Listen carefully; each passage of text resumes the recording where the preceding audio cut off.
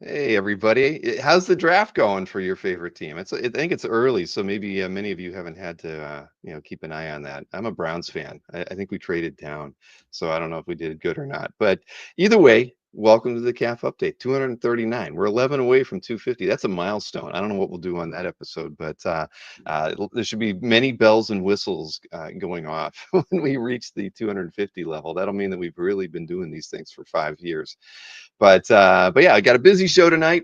We have Tatiana that's going to be joining us. I've got some video from the Zeck exhibit that is in Southern Indiana, and Snork's coming on. We've got some boxes to unbox, and yeah, it's going to be a lot of fun this evening. But we're starting off with Mr. Bob Layton. We haven't seen Bob in a while, and he had a special guest at the drink and draw this past week, well, just yesterday at the, so really, really recently, and we're going to get to see some of the artwork that was made. But I'm going to play the video, and we haven't done one of these in a while, so I hope you guys remember the little intro. You can kind of hum along to it while it starts, and then Bob will be with me as soon as it's over.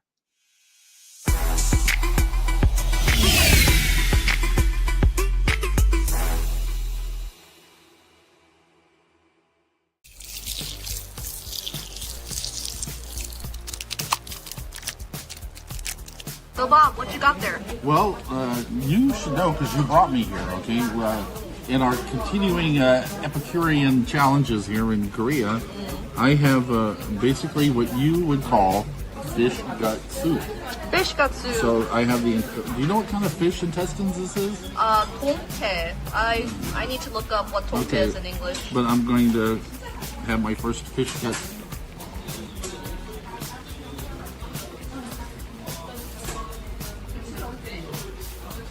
Harder, hell. Actually, it's not that bad at all. Yeah, Nice. It's pretty tasty. It's pretty good. Yeah, it's got a nice, interesting texture to it. So, anyway, yeah, fish gut soup, our Epicurean challenge of the week. All right, enjoy.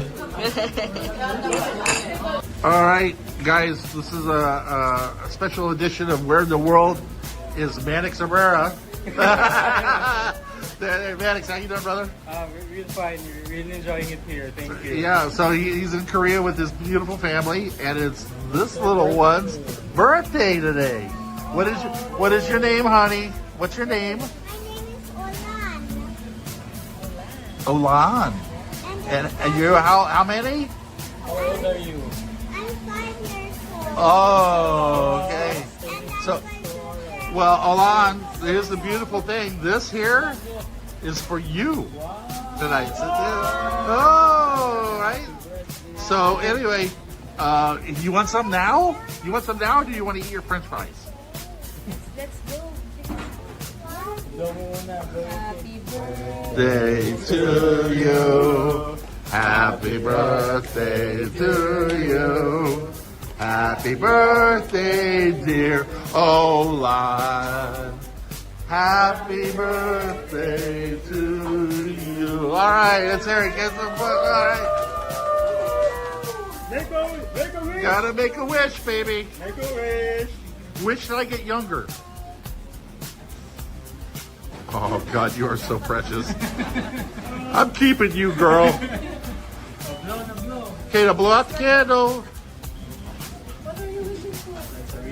No, don't go. It's taking a long time. It must be world peace.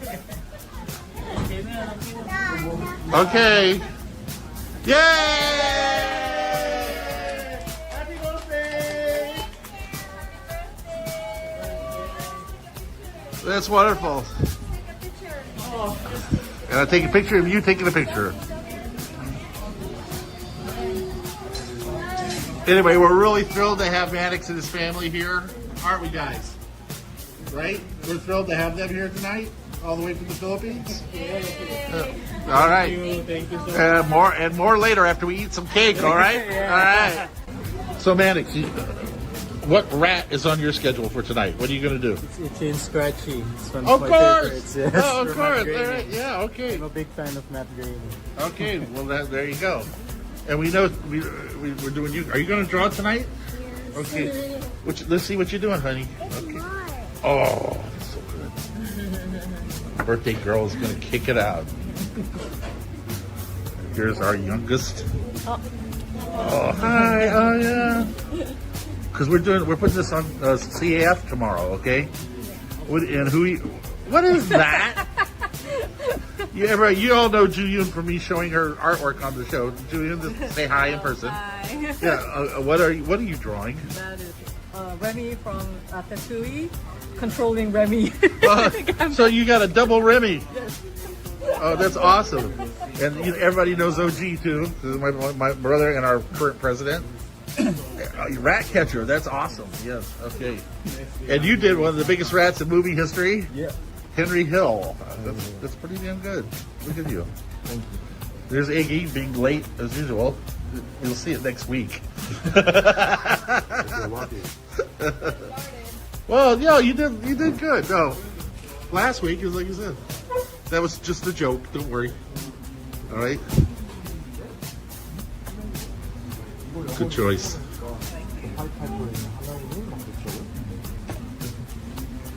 So anyway, we got the whole family here. So we'll do a little bit more as we progress, and then we'll show you some of the drawings from tonight. Okay? All right, so the evening is about over. We're here with Matt. So what do you think of your first drink and draw here? I really enjoyed it. So fun. Yeah. It's a really high pressure drawing. Show Because of all the good artists. Show them what you did. Show them what you did, man. Yes, I did itchy and scratchy.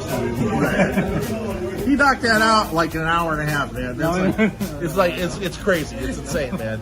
Because I was beside you, I was just really nervous. Yeah, because I drew Mighty Mouse. Yeah, he was really inspired. Anyway, I can't thank you enough for having your beautiful family here and stopping by. And spending time with us, man. Thank you so much. You are welcome Thank you here for anytime. inviting us. And Jiggy, send me back to the Philippines, man, so I can hang out with my brother here, okay? Anyway, thank you for coming. Thank you again. Thank you. And he said he loved OAX and he's coming back, guys. Yes, of course. All right.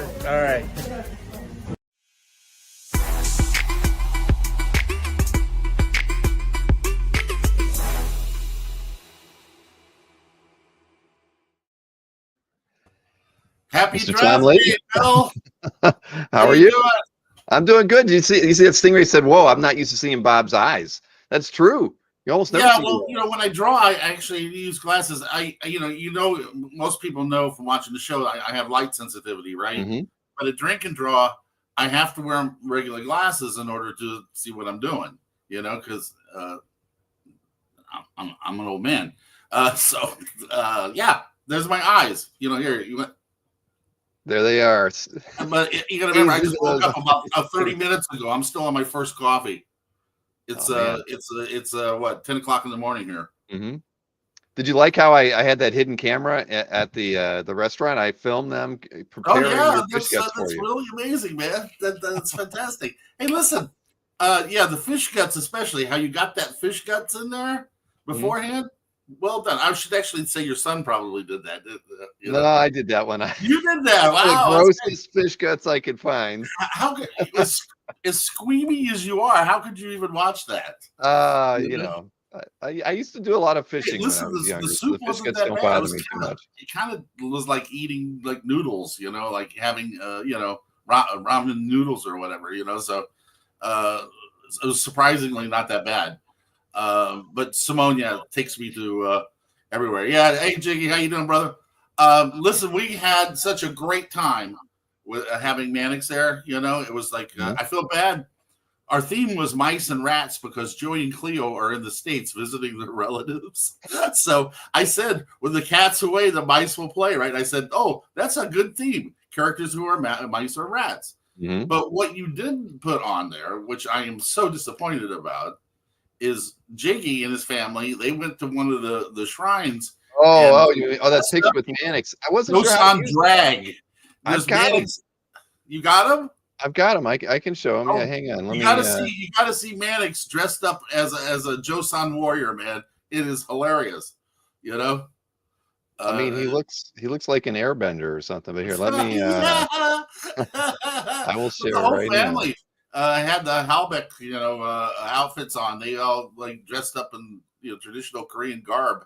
Yeah. Look at that! Look at that badass! Look at that! Yeah, I think it's cool. Definitely. It's so funny. I've been here almost 2 years and I've never done any touristing at all. Yeah, there's badass Joseon Mannix. Look at that. Yeah, well, we want to see some photos of you doing this. Oh, not on your life. No, one thing Bob doesn't do, baby, is I don't do cosplay. All right. It's just not my thing. All right, but yeah, hey, look, he wears it well. What can I tell you? He's got a beautiful family too, and it was my first chance to spend time with them.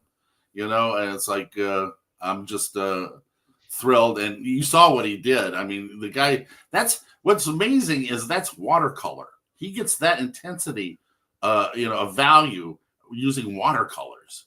We are all in amazement of what Mannix does. Joanne was looking at him because she's a watercolor painter, and she was just like in awe of the fact that he could get those kind of values. Because I talked to her about that, about not using such translucent color when she does stuff live, and he just like sit there and was like it was a demonstration, just like it was a learning thing for all. They were all very, very impressed. So it was a real fun night. More people came as from the video. You can't really tell, but we filled up as the night went on because it's finals here.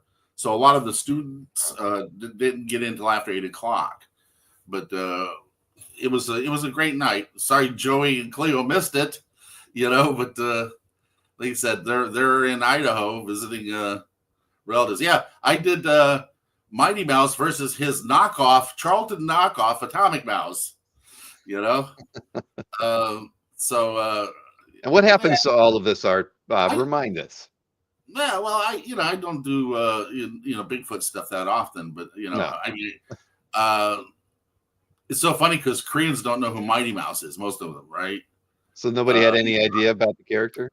Well, they know the songs for some reason. I guess it's from Andy Kaufman, But no. So yeah, there was a Charlton did a knockoff of Mighty Mouse. They did a comic book called Atomic Mouse, which was obviously a rip on this. I said, well, I'll do Mighty Mouse versus Atomic Mouse. Why not?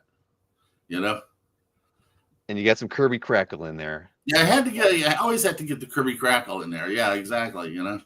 Just to give it a little zhuzh, as they say. How are we doing on the draft over here? Let me see what's going on. The Bears are up right now. Okay. Yeah, this is watercolor. This is the thing that kills me. He gets this intensity with watercolor. It's just amazing. Look at that. Yeah, man. Not a drop of blood on that mallet. No. Yeah, oh yeah. Yeah, that's a good point. Yeah, but he's an amazing talent and a hell of a good guy. And yeah, Jiggy, we want to come back. We want to come back and do the show in September, man. And hang out with you guys again. But he was really impressed with Drink and Draw too. One of the things that Mannix said was, "Wow, we should start one of these in Manila." Because it's such a great opportunity for people, young people, to kind of get together and know each other, learn. I mean, OG, one of my proteges, when we started Drink and Draw, didn't speak a word of English. Now he's fluent, just from being there all the time and hanging around other people. He's picked up the language. It's amazing. So, yeah, Jiggy, you should start a Drink and Draw in Manila, man. That way, when I come there, I can be a guest artist in exchange. That's right. And then, you could, when we could have you appear on Mannix's stream. There you go. But yeah, so this was really where the world was. Where did he take it back with him? This is awesome. This should be on a T-shirt. Well, it's going to go to charity, man. It's like all the stuff we do at Drink and Draw, we auction off them. We'll be selling them in Osaka. Because I have all my Drink and Draws are in the book. You saw it at OAX, right? Yes. Mm-hmm. Yeah, we were, and so again, we help local charities with this. So unfortunately, actually, you guys could probably buy it from Joey if you contact Joey. You know, it's if somebody watching the show wants this Mannix piece, you know, if you contact you get Joey's info at DysonComicsCafe.com, right? Mhm. If anyone's interested in purchasing it, and all the money will go to local Korean charities here. So go ahead and reach out to Joey, man. You know, because he's getting his email. I know that. Well, that's beautiful. Did Ulan approve of this one though? Oh yeah. That little wow. Last thing I should have done was give her sugar. You know, because she was running around with her head spinning like, you know, by 9 o'clock. You know, she's just a doll though. I adore her. I'm Uncle Bob now. You know, so it's like, but yeah, we had it was just a wonderful time having him there. And having him experience what we kind of created there on Thursday nights. And again, I encourage more people to do that, you know, and start their own chapter of Drink and Draw, because it's a great community get together and a lot of learning. And like I said, you know, I'm pulling out some great talent out of this pool. You know, I got, you know, besides Joanne and OG, man, we got a couple of other people that are potential heavy hitters, you know, but Mannix saw what I'm trying to do is teach them Western sensibilities, because in Asian culture, they tend to imitate each other. So that, you know, that's why, you know, a lot of manga looks like it was all drawn by the same guy. So, you know, but I'm trying to teach them that they need to express their individuality as an artist for Western culture, for, you know, guys like you collect art, right? You know, you like a distinct style.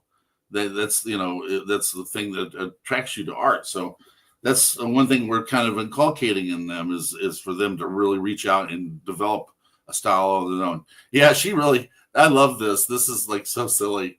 It's great. Remy Double versus, Remy, yes. yeah. What is he making, a salad, I guess? No, yeah, I think it's. I'm not sure what those are. I think it's some sort of, instead of cards, it looks like cucumbers or eggplants or something. Yeah. Yeah, that's OG. That's Gangto Lee. We call him OG, right? But I love what he did with the hair, the way it kind of looks kind of drippy and liquid. You know, just beautiful piece. He's doing some sample pages, pencils of a Zatanna story. So I got there early so I could work with him and Joanne on their individual projects that they're working on. Yeah, this Zatanna thing he's doing is really beautiful. So hopefully I'll be able to show you guys that in a few more weeks. But yeah, these are my children. Are you sending their samples to some publishers? Oh yeah, well I said already, Joanne's got a gig potentially lined up, but I haven't. I can't really talk about it now. But with a superstar writer artist that she's going to be doing a piece with. So we're doing like an 8-page story or whatever. We're just kind of waiting for the particulars on that. Yeah. And OG, he's just not quite ready for prime time yet, but he's almost there. So he's showing massive improvements. Also, we talked a bit about OAX. I know it's really early to be talking about OAX. Is it, Bill? It's not. Well, you know, I mean, it's we're talking a lot about it behind the scenes, but Mannix was just saying how absolutely fantastic OAX was. You know, he had a good his time. family never got to the attractions. You know, the whole time they were there. I said, "Really? You went all the way to Orlando for the Philippines, and you didn't go to any of the attractions?" You got to get them SeaWorld tickets next year. Yeah, I mean, we got to do something for them. You know, to get the family out there. I mean, if you're going to travel that far, yeah, you need to at least hit SeaWorld or something. You know, Legoland. But one of the. We were just discussing the uniqueness of the show, how it's different from anything else, you know, in terms of comic conventions, that you don't have, you know, he said it was like amazingly relaxed, you know, that you don't feel the stress you feel at other cons, you know, and it's like, every time I see him, he was always painting though. So I don't know how he can feel relaxed when he's always busy, but maybe that's how he relaxes. Well, probably because he wasn't having to watch the kids. I don't know. She's running around. Yeah, Ulan's No, entertaining everybody. but I told him, well, you really can't go with me because all I'm doing is running around shooting footage for WTF. So, it's not like I'm actually there doing anything other than being an asshole. But I know it's you like talked with him about a porkgasm on your podcast. WTF. Yes. Oh, well, listen, there's a really great new commercial. Listen, there is a 15-minute commercial here in Korea, and I got to get you footage of it for granny panties. All right. I swear. They're not It's- edible, right? Tell me they're not No, edible. it's just really hideous granny panties, but it's a 15-minute long commercial for granny panties, And I You said, gotta show off I every style, have color option. I have to send Bill 5 minutes of this or something, just for I mean, the shit that they sell on Korean television is just amazing. Okay, the granny panty things just blew me away. And there's old ladies like woo and touching their butts, and I'm just sitting there. I mean, I got tears in my eyes, right? But they're shameless about it. What can I tell you? But yeah, you want some real entertainment? Forget the programming. Just watch Korean commercials. Yeah, I don't know, but yeah, I think I'm mildly curious, but I don't know if you don't send it to me. I'm going to send you like 30 seconds of footage from Granny Panties. Okay, just you can have a pantygasm. Right, there you go. 24/7 says we can do a original comic art. That's right. We can get Mannix. We can do his print on Granny Panties. Exactly. We can do his printer right on. Bob Layton will sign every one. Why would I sign them? They're for Mannix. I don't know. I don't know. Listen, I'm just saying that there's amazing stuff. Mr. Redjack says it's 15 minutes because it takes that long to put them on. Put them on. Yes. That's hilarious. Oh my God. Grannies aren't too spry anymore.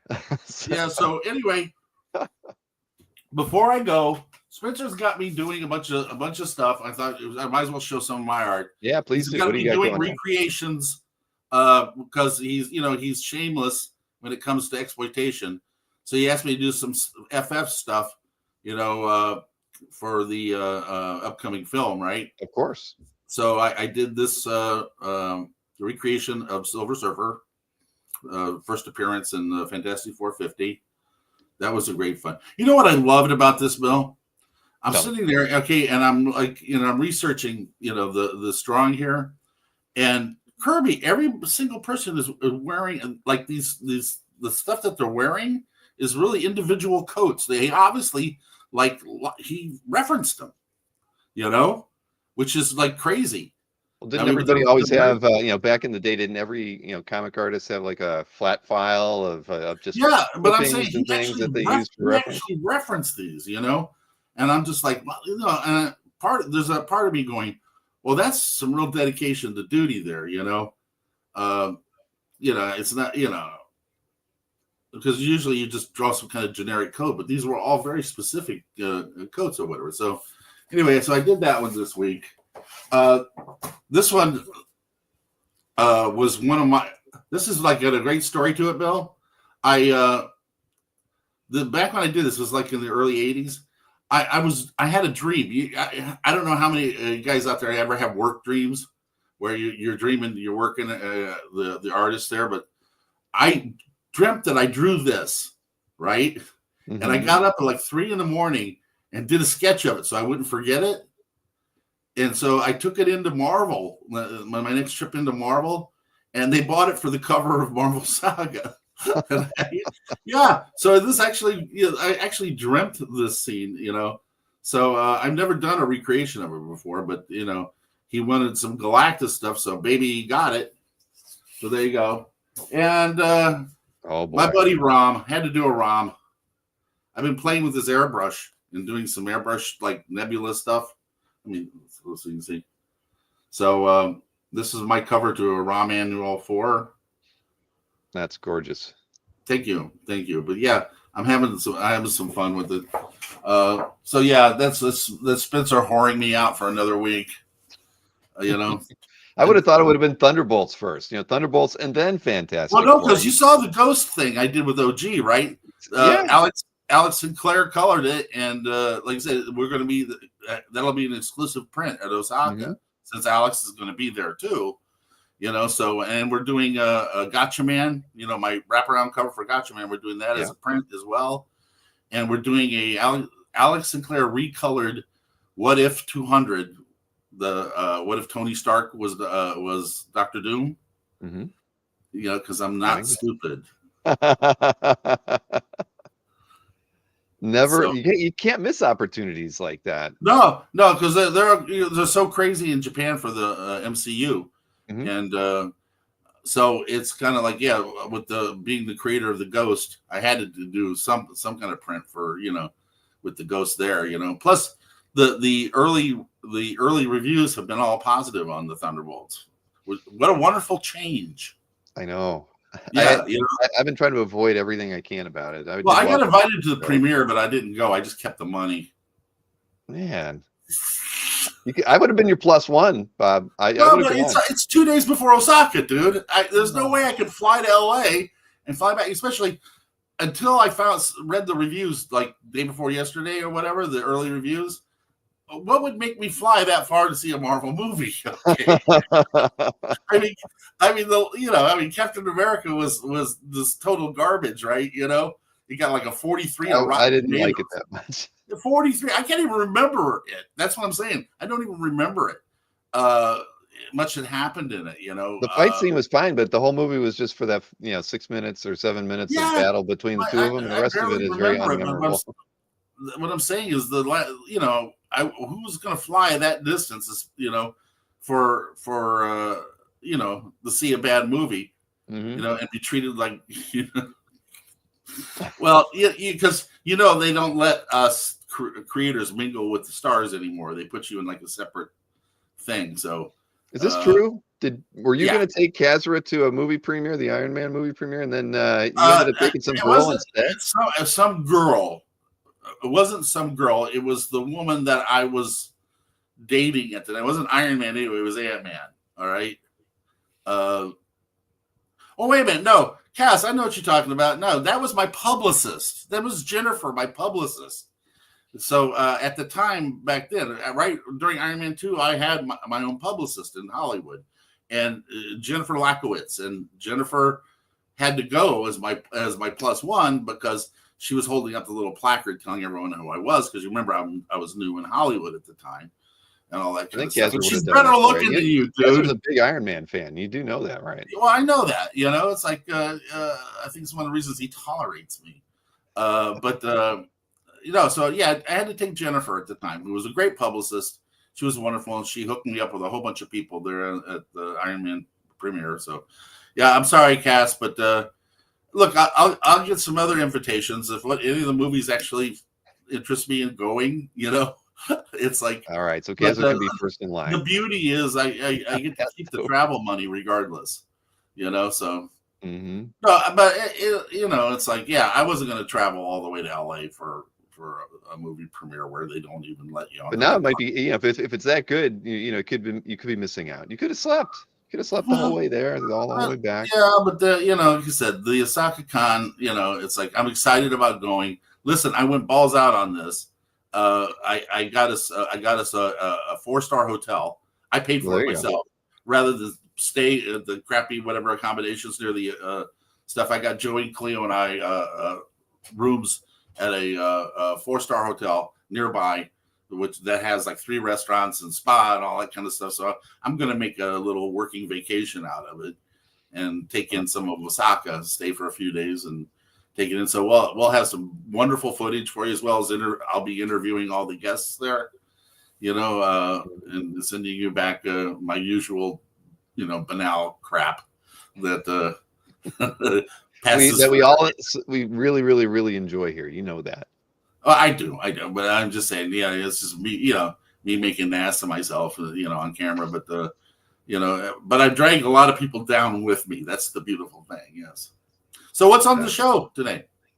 I've got some announcements to do for Comic Art Live, which is 3 weeks from now. We've got some new mystery sketch artists that we added to our stable of artists that are working with us for this May show. And then I've got some packages to open. I've got a video. There's a Mike Zeck exhibit in Indiana.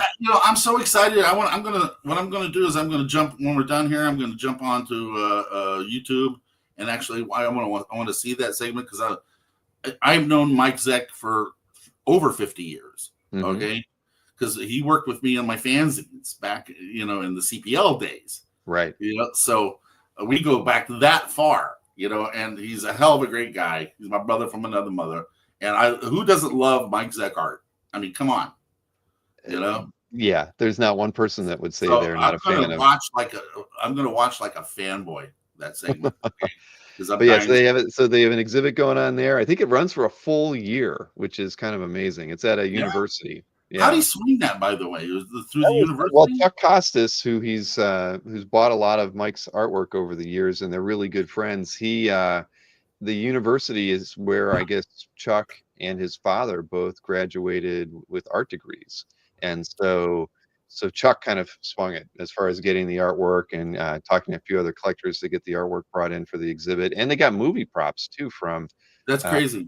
gosh, I don't even know what they got. Oh, from like Well, some for Punisher my stuff. 50th, this year is my 50th year in the business, right? So I know Joey's planning to do a gallery exhibit here at some point this year Mhm. of my art here in Korea. So we can probably do a segment for you there once we get that all set up. That would You be know, great. 50 years of this. It's the artwork we're gonna remember more than this, or I think it's my sparkling personality that you'll remember long after.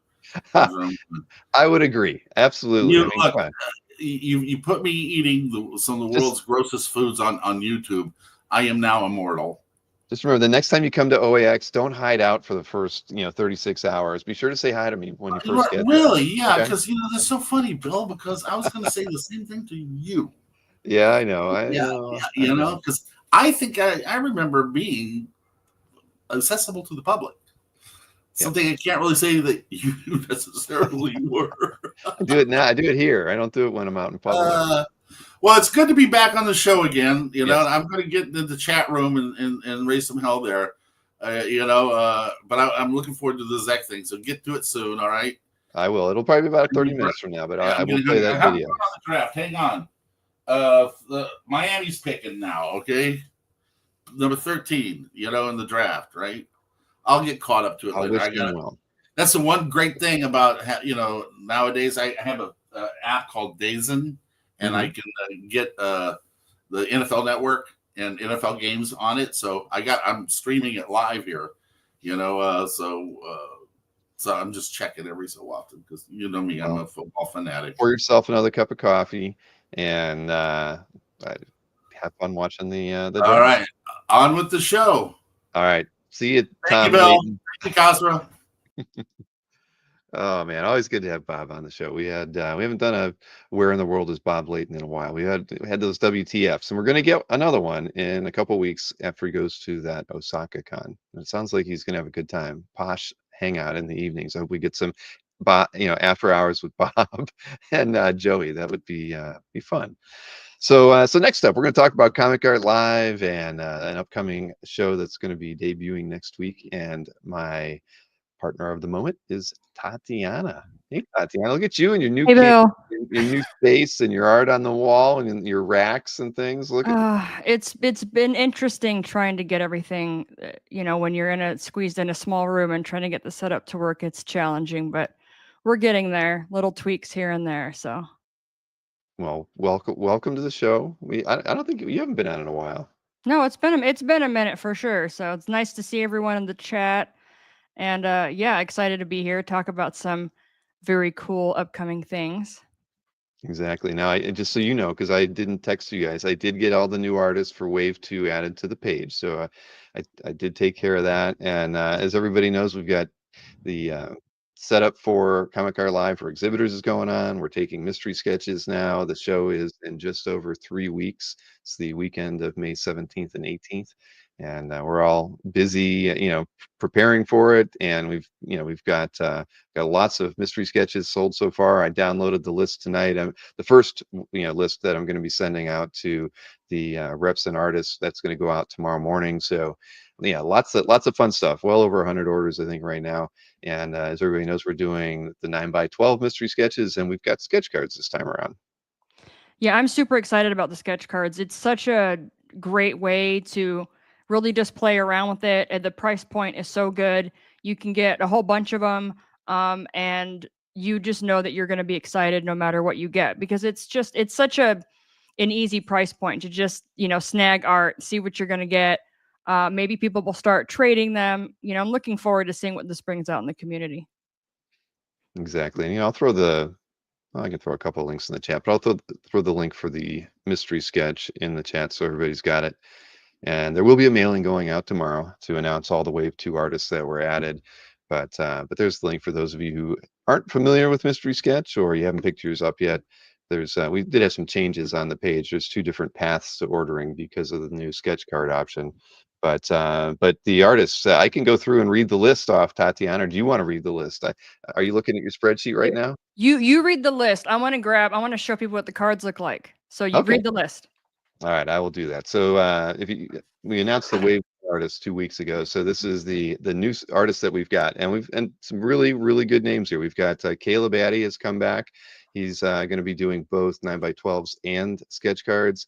Jonathan Washak doing both sketch cards and the 9x12s. Brian Hitch and Fred Hembeck.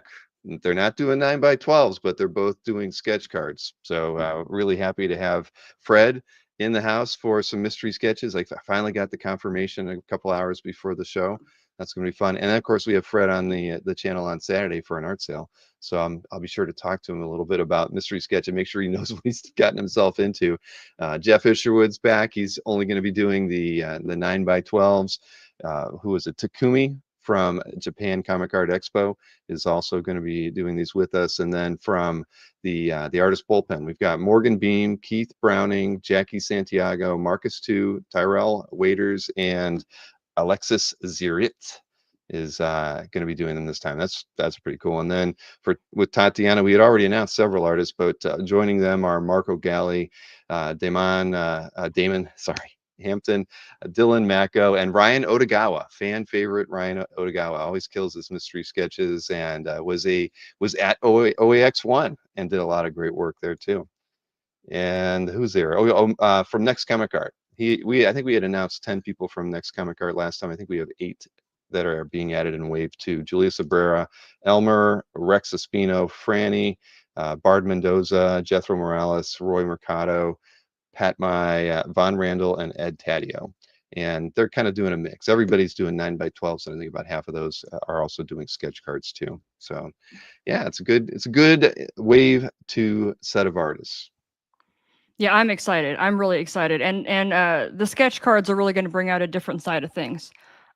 Sketch cards are not just small sketches. It's a different kind of mentality. It's a bit of a different world. And we have several artists, including a couple of the artists I work with who are known for doing sketch cards. They've done sketch card work for Marvel and DC and stuff before. So I'm excited. So these are... I'm using my camera now instead of my laptop. So I'm like, where am I supposed to put my hand? So this is the front of the sketch card. For those of you who have come to OAX, it's the same really nice stock that we use for OAX. We use the same printer. So it has the year on it. So we will be using these for the May and the November events. But so they're super limited, and they are by year. And it has all of the event information on the back and a spot for the artist's signature. So these are the cards in and of themselves are collectible, which is really exciting, and it just adds that whole other level. So I was super excited when I got those in. Thanks, Bill, for getting those all mailed out really quickly. I know you had to mail some overseas too, so hopefully those guys are getting them in. I sent a lot to Jiggy, to Brian Hitch, and I got the sets out to Washak, I think on Tuesday, along with Caleb, and now I've got to get some over to Fred Hembeck. But yeah, no, it's awesome. We're sending them extras too, because we expect a lot of the artists to come back in November for the 12th Comic Art Live. And hey, if they can't make it, then they've got sketch cards that are promoting Comic Art Live, and and CAF on them at the same time. So it's okay to have a few extras out there for people. And And and even I if should remind everybody, anybody. even if you're not a sketch card collector, get a few of these. I mean, they're so cool. You can't go wrong. I can't wait to see what people are putting out for these. Agreed. That link I put in the chat takes you over to this ordering page, but it does give you a kind of a breakdown on what we're offering with the mystery sketches, and we do have 2 giveaways that we've got lined up already. There'll probably be it could be 1 or 2 more before we wrap things up in 3 weeks. But Tatiana, you're going to be doing a like a randomly inserted sketch card into one of the mystery sketch orders that you get. Yes, yeah. So I'm not sure which artist is going to do it yet. I have to talk to them. So I don't want to volunteer anybody. But definitely it'll be a really nice sketch card, and yeah, I'll just randomly pick one of the people on my list and they'll get a freebie extra nice piece of art in there. Awesome. And then we've got 3 pieces of art that we'll be giving away randomly, like we've been doing, I think, almost, well, the last 3, maybe 2 shows that we've done. But those will be random to anybody who makes an order throughout the mystery sketch window, of which I know there's at least 60 or 70 already, and we usually end up somewhere over 200. So 3 people have the chance to win a sketch as well, from Mr. Layton, Ben Templesmith, or Dan Brereton, as those images on there are the ones that we're giving away. They're all 9x12s too. Then on this page, we list out the artists. We list whether or not they're doing mystery sketches or only mystery sketches, sketch cards, or sketch cards only. And then we have this order form at the bottom. So there's one for your standard 9x12 mystery sketch, which is that one. And then if you're going to get the sketch card option, that's there. Unlike what we've done in the past, when we had to do an international order and then charge those people extra money before we shipped them the art, there's options right in here too. Like if you're going to buy a regular mystery sketch and you're outside the US, there is an international option to pick that. And from there, you can pick the quantity, type the character or characters if you're buying multiple ones into that box. And then you have 3 payment options, which we didn't have before: PayPal, Venmo, or straight up credit card checkout. So a little bit more options that we've not offered in the past. Yeah, try to make it as streamlined as possible. Thanks, Bill, for working on getting all that in there. Most people don't realize how much work goes into any tech related things. It looks easy because it's slick, and you and Maureen do such a good job. So yeah, that Thank you. looks fantastic. I will also say sketch cards are make great gifts. So if you have friends like collect certain characters, these are a great way to get them a little something to just thank them for being an awesome friend. That's true. And we're just super excited about I'll see you there. Yeah, Kazra said is in the comments there. I was gonna say some of these sketches are valued at a lot more than what you're paying for them. So we're working on getting as much of a variety of artists as we can, and the artists know how much this event means to all the fans and everything too. So they're always putting in 110%. And from the art rep side of things, I love it because every time a package comes in from an artist, it's like Christmas. There's nothing like opening art that you didn't have to pay for. You get to check it all out. I know Bill knows about this. It's so true. Yeah. You get to see feel like the everybody's owner of that stuff. artwork for a little while. Yeah. Yeah. So I'm really looking forward to the sketch cards because it's just a brand new thing that we haven't done before. And yeah, let's get people on the sketch card train. And anybody who does purchase a sketch card also will get a blank along with the drawn card too. So you can use that, take it to a show, and get an artist to do one for you. So we wanted to get these cards out into the world, and like you said, it's a Comic Art Live card for all of 2025. So we have the dates for the May show in there and the November show. But yeah, it's cool, and we want everybody to kind of appreciate it. We've been doing those the sketch card free sketch periods during OAX the last 2 years, and sketch cards are a big push for us. So, hopefully it's a gateway for a lot of new collectors to come into the hobby, especially because of the price point. Oh, absolutely. So get those orders in. Mm-hmm. Because we don't talk about it too much, but we can sell out. It can happen.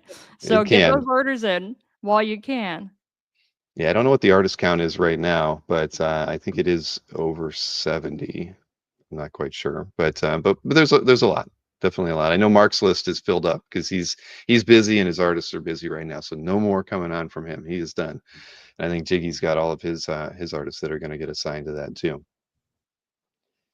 Yeah, So it's exciting. I can't even like I'm like almost speechless with how excited I am about it. I don't even know what else to say, Bill. It's so cool. I'm like, this was such a good idea. I'm so glad we're doing the sketch cards. agreed. So we've got 3 weeks until Comic Art Live. I know you and I are going to be, we're going to be in meetings a couple times a week until the show actually happens. So we got panels to work out and kind of like the PR schedule to go through, and just there's lots of things that we're tackling at the moment. So, but in the midst of all of that, you're starting your own show, that's going to debut next Tuesday. Yes. Live. So I know Tell us that about it. you all have seen the other shows. So I'm debuting on Tuesday. It is my show is called All Access Art. The show is designed to really be that behind the scenes look, those things that collectors, maybe always wanted to know or didn't know they needed to know, and how to break down some of those walls and get that information out there. So the first episode, the production should be done tomorrow. And the title of the episode is So You Bought Your First Piece of Art, Now What? So it's a couple of fantastic interviews with some longtime collectors talking about across different types of art. So comic book art collecting as well as illustration art.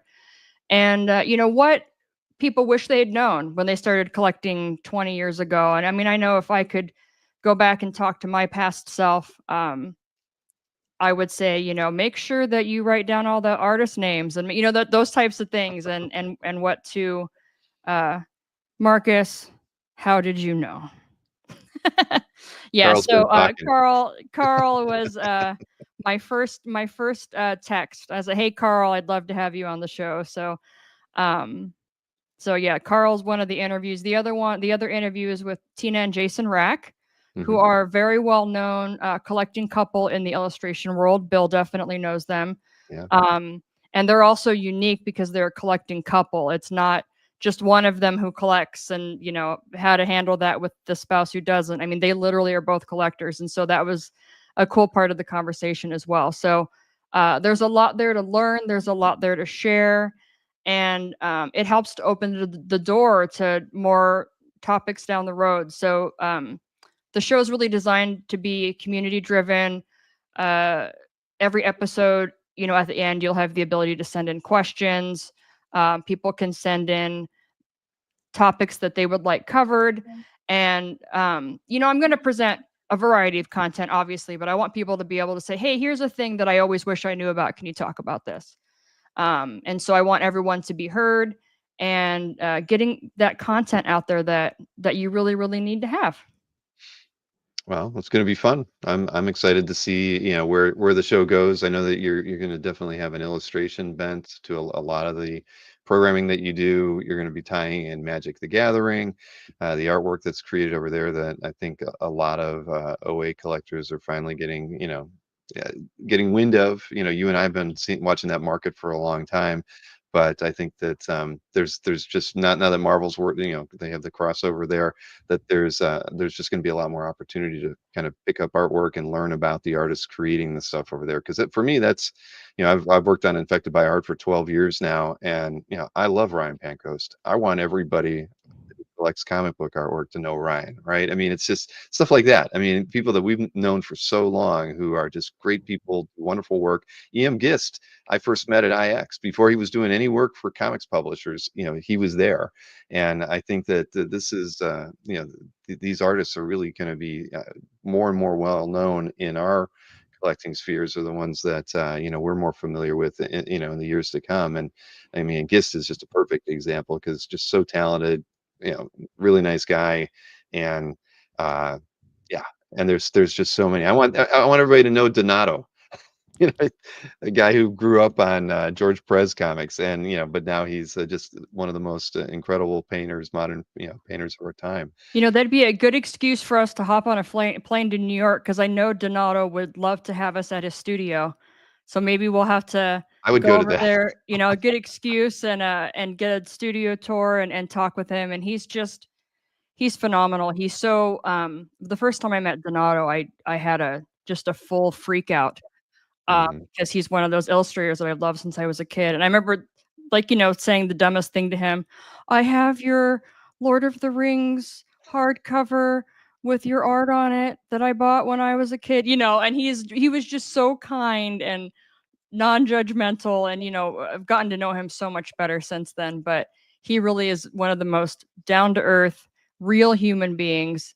And and I have the pleasure to know a lot of these people, and I want to bring that to the show, bring it to the channel.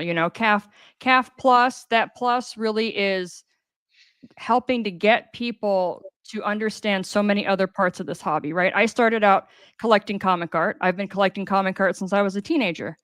And I collected comic art for over 10 years before I realized that there was other types of art I could collect. And now I'm completely just, a fiend, and I collect all kinds of things. But it's about helping people to see what other stuff's out there. And I'm excited for um, the heritage, illustration discussion and stuff last week, and other stuff that we have coming up. But we already have people in the chat now talking about we should do this episode and that episode, and this is what I want. I want that you guys are already like, yeah, let's do this and let's do that, and we're gonna do that. We're gonna have so much fun content. Um, and Carl's talking about Magic the Gathering. Carl, Magic is going to be a recurring. I'm going to have Magic as a topic all the time. So I'm excited to bring that to everybody, and especially as those Marvel sets are coming out and getting everybody super excited. And we have Final Fantasy coming out soon, and it's amazing. So I am over the moon to be doing the show, and I have so many ideas in my head. And I just can't wait to start getting more and more content out to all of you. But first episode's on Tuesday, so we'll start there. It's 3 p.m., right? 3 p.m. on Tuesday? It's going to drop at 3 p.m. And then what is it, monthly after that, at least to start? It'll be at least monthly. My show, my content might be a little bit formatted a little bit differently, so I might have some shorter episodes. So if I do short episodes, I might have them more frequently, but definitely like, minimum monthly regular type of a show.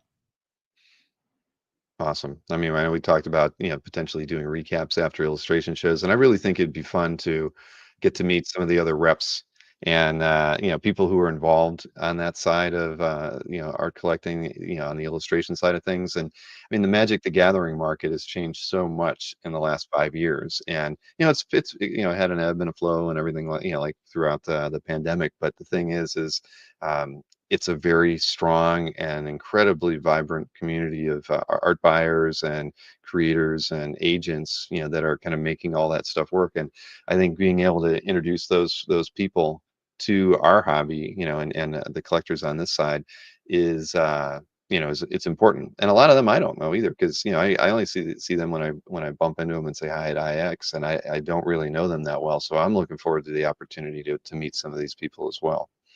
Oh yeah, absolutely. Yeah, those of you who watched the Magic the Gathering panel that I hosted at Comic Art Live in November, my buddy Mike, who was on that, is he Mhm. does a lot of art repping for Magic artists, and so I've already talked to him about coming on the show and doing some things. And my buddy Donnie, who does Magic and does card art. I know a lot of you know Donnie as well. So there's just so much.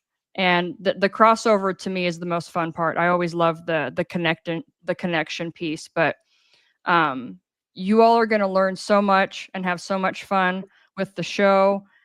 Whether illustration is brand new to you or whether it's something that you've loved for decades, I think this is going to be a show that everyone can enjoy. I believe that absolutely, and I think that show lots of art.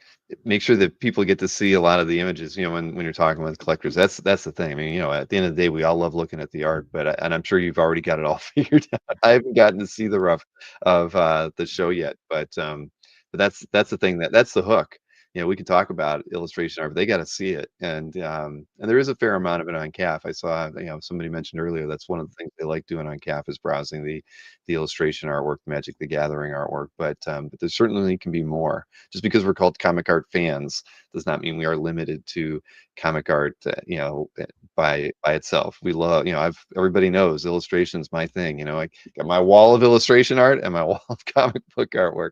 So I want to see it all there. And yeah, I think that being able to finally start talking about it more and getting people more comfortable with buying it and how to buy it, where to buy it, and it's just going to be it's just going to be an asset to what we're doing here on the CAF Plus channel and the community at large.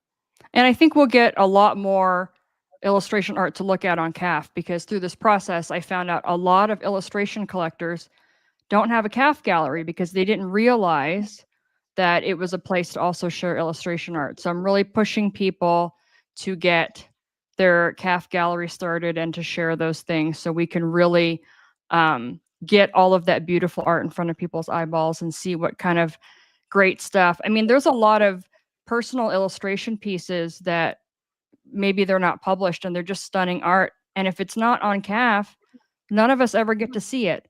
So I really want people to start putting that stuff up so we get to see all this beautiful art that's out there. Hmm. Yeah, I mean, when Patrick Wilshire kind of wrapped up the illustration exchange, he did it, and we basically took it over. I mean, so there's a whole section on CAF that has like 15,000 pieces in it, all of illustration art that you would see if you went to IX. But yeah, most people don't even know it exists. But it is Well, I there. always click that box when I put up illustration art. I always click that box. People probably don't even know what box I'm talking about. It's there. You see it every time. You just scroll past it. Exactly. Yeah, it's like, what is that? All right, I'm moving on. Yeah. I get it. But yeah, I check it out as well. Taco Bella So the comment here, Lugosi. Louis Royal. Louis is another one of those great crossover artists. Yes. I had the pleasure of meeting him at San Diego Comic-Con one year at the Dark. What booth was it at? I almost said Dark Horse, but it wasn't. It's the people who published his art books, and he was incredible. He didn't Oh, speak any English, but I he know was who you're just the talking about. nicest guy. And he was doing sketches in our art books for us. And I mean, I've loved his work since I was a kid. And but he's done, some superhero related things as well. So there's some crossover there. But yeah, there's a handful of people who've done both. But I'm a huge fan of his work. If anybody ever sees some super amazing stuff of his available, please let me know. I am looking for a piece or two. Oh man. Well, yeah, so this is gonna be fun. So next Tuesday, 3 o'clock. We're not doing a premiere or anything, right? It's just gonna be 3 o'clock. The show's gonna drop, so everybody should tune in. I think we'll probably be able to. We'll have something in the mailing that goes out that day to remind everybody about it. So yeah, everybody should just tune in on Tuesday. If you can't watch it when it drops, it'll be available as a recorded stream for everybody to tune into and watch it whenever they get the opportunity. And I will say, I'm not going to say which episodes or when or how often, but I might occasionally have giveaways, and even if it's a pre-recorded episode, putting your name in for the giveaway is a limited amount of time. So don't wait forever to watch the episodes. Maybe if you can't watch it when it first drops, put it on your calendar, watch it within a few days. But definitely watch it, and then there will be that link in the information section for the Google form to send in those questions and things. So I can't wait to see what everybody thinks of the show and questions that they have. Exactly. No, it's giveaways bring all the boys to the yard. There you go, Tom. That's true. That is true. And yeah, the good thing about the recorded shows is that, you do get a lot of engagement because people can't chat during them, so you get a lot of comments and a lot of likes on the shows afterwards. It's not something. While we'd like to get that on every stream, the recorded ones definitely have that kind of engagement, which is kind of cool to see. Yeah, and it's nice to have a variety. So I Mhm. love that there's so much different content now on CAF Plus, and so people can really enjoy things in a way that works for them. Agreed.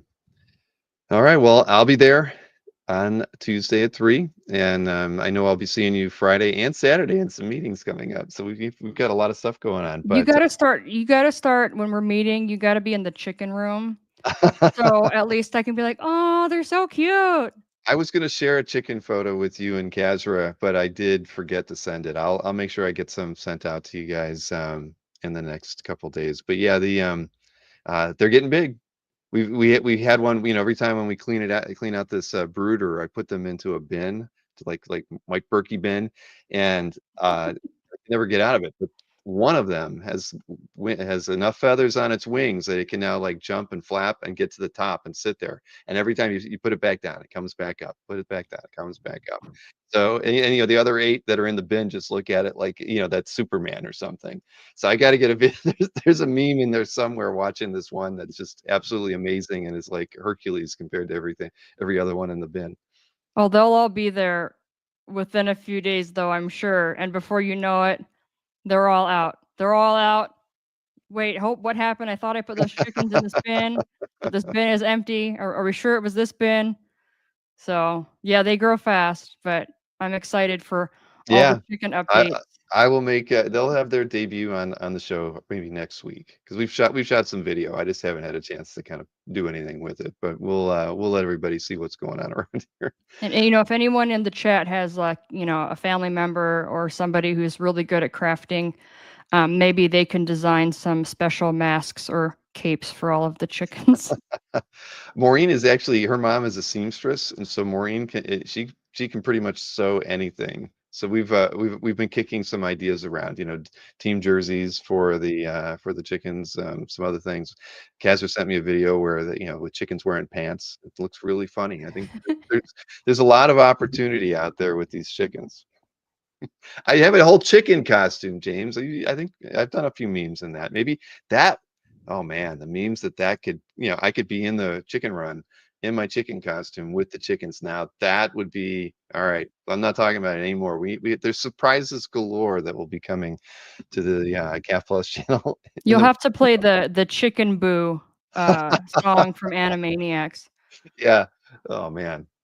All right. Maybe the All right. chickens will have their own show. Kaz They was might. already writing this down. Chicken show. All right. Well, listen, Tatiana, it's everybody should be tuning in next Tuesday, and I'm looking forward to seeing more of you on the channel in the weeks and months to come. Absolutely. Thanks for having me. And yeah, I'll definitely be seeing a lot more of me. And I'm also excited about some other announcement stuff we have coming up really soon. So make sure everyone's watching your inboxes. We got big stuff coming. You don't want to miss it. That is true. Yeah, it might be next week, so it's coming up. It could be. I don't know. I mean, that's the rumor I heard was that it was next week. Yeah, exactly. All right. Well, listen, I'll see you tomorrow. All right. Thanks, Bill. Take care. Bye, everyone. See you, Tatiana. All right. Yeah, lots of stuff going on around here, and all of it good, even the chickens. But yeah, there's some fun stuff we can do there. I mean, we haven't named them yet. We have, that's got to be something that maybe we well, no, I don't. I think the girls are going to want to name them. I don't think we're going to want to let the chat figure out how to name these guys. Let's see. Yeah, what did Bob say? He reached out to his old travel pal Ian Churchill. I love Ian's stuff. Ian's awesome. I was looking at. I almost featured a piece of his art on CAF for the show today. I forget what the piece was.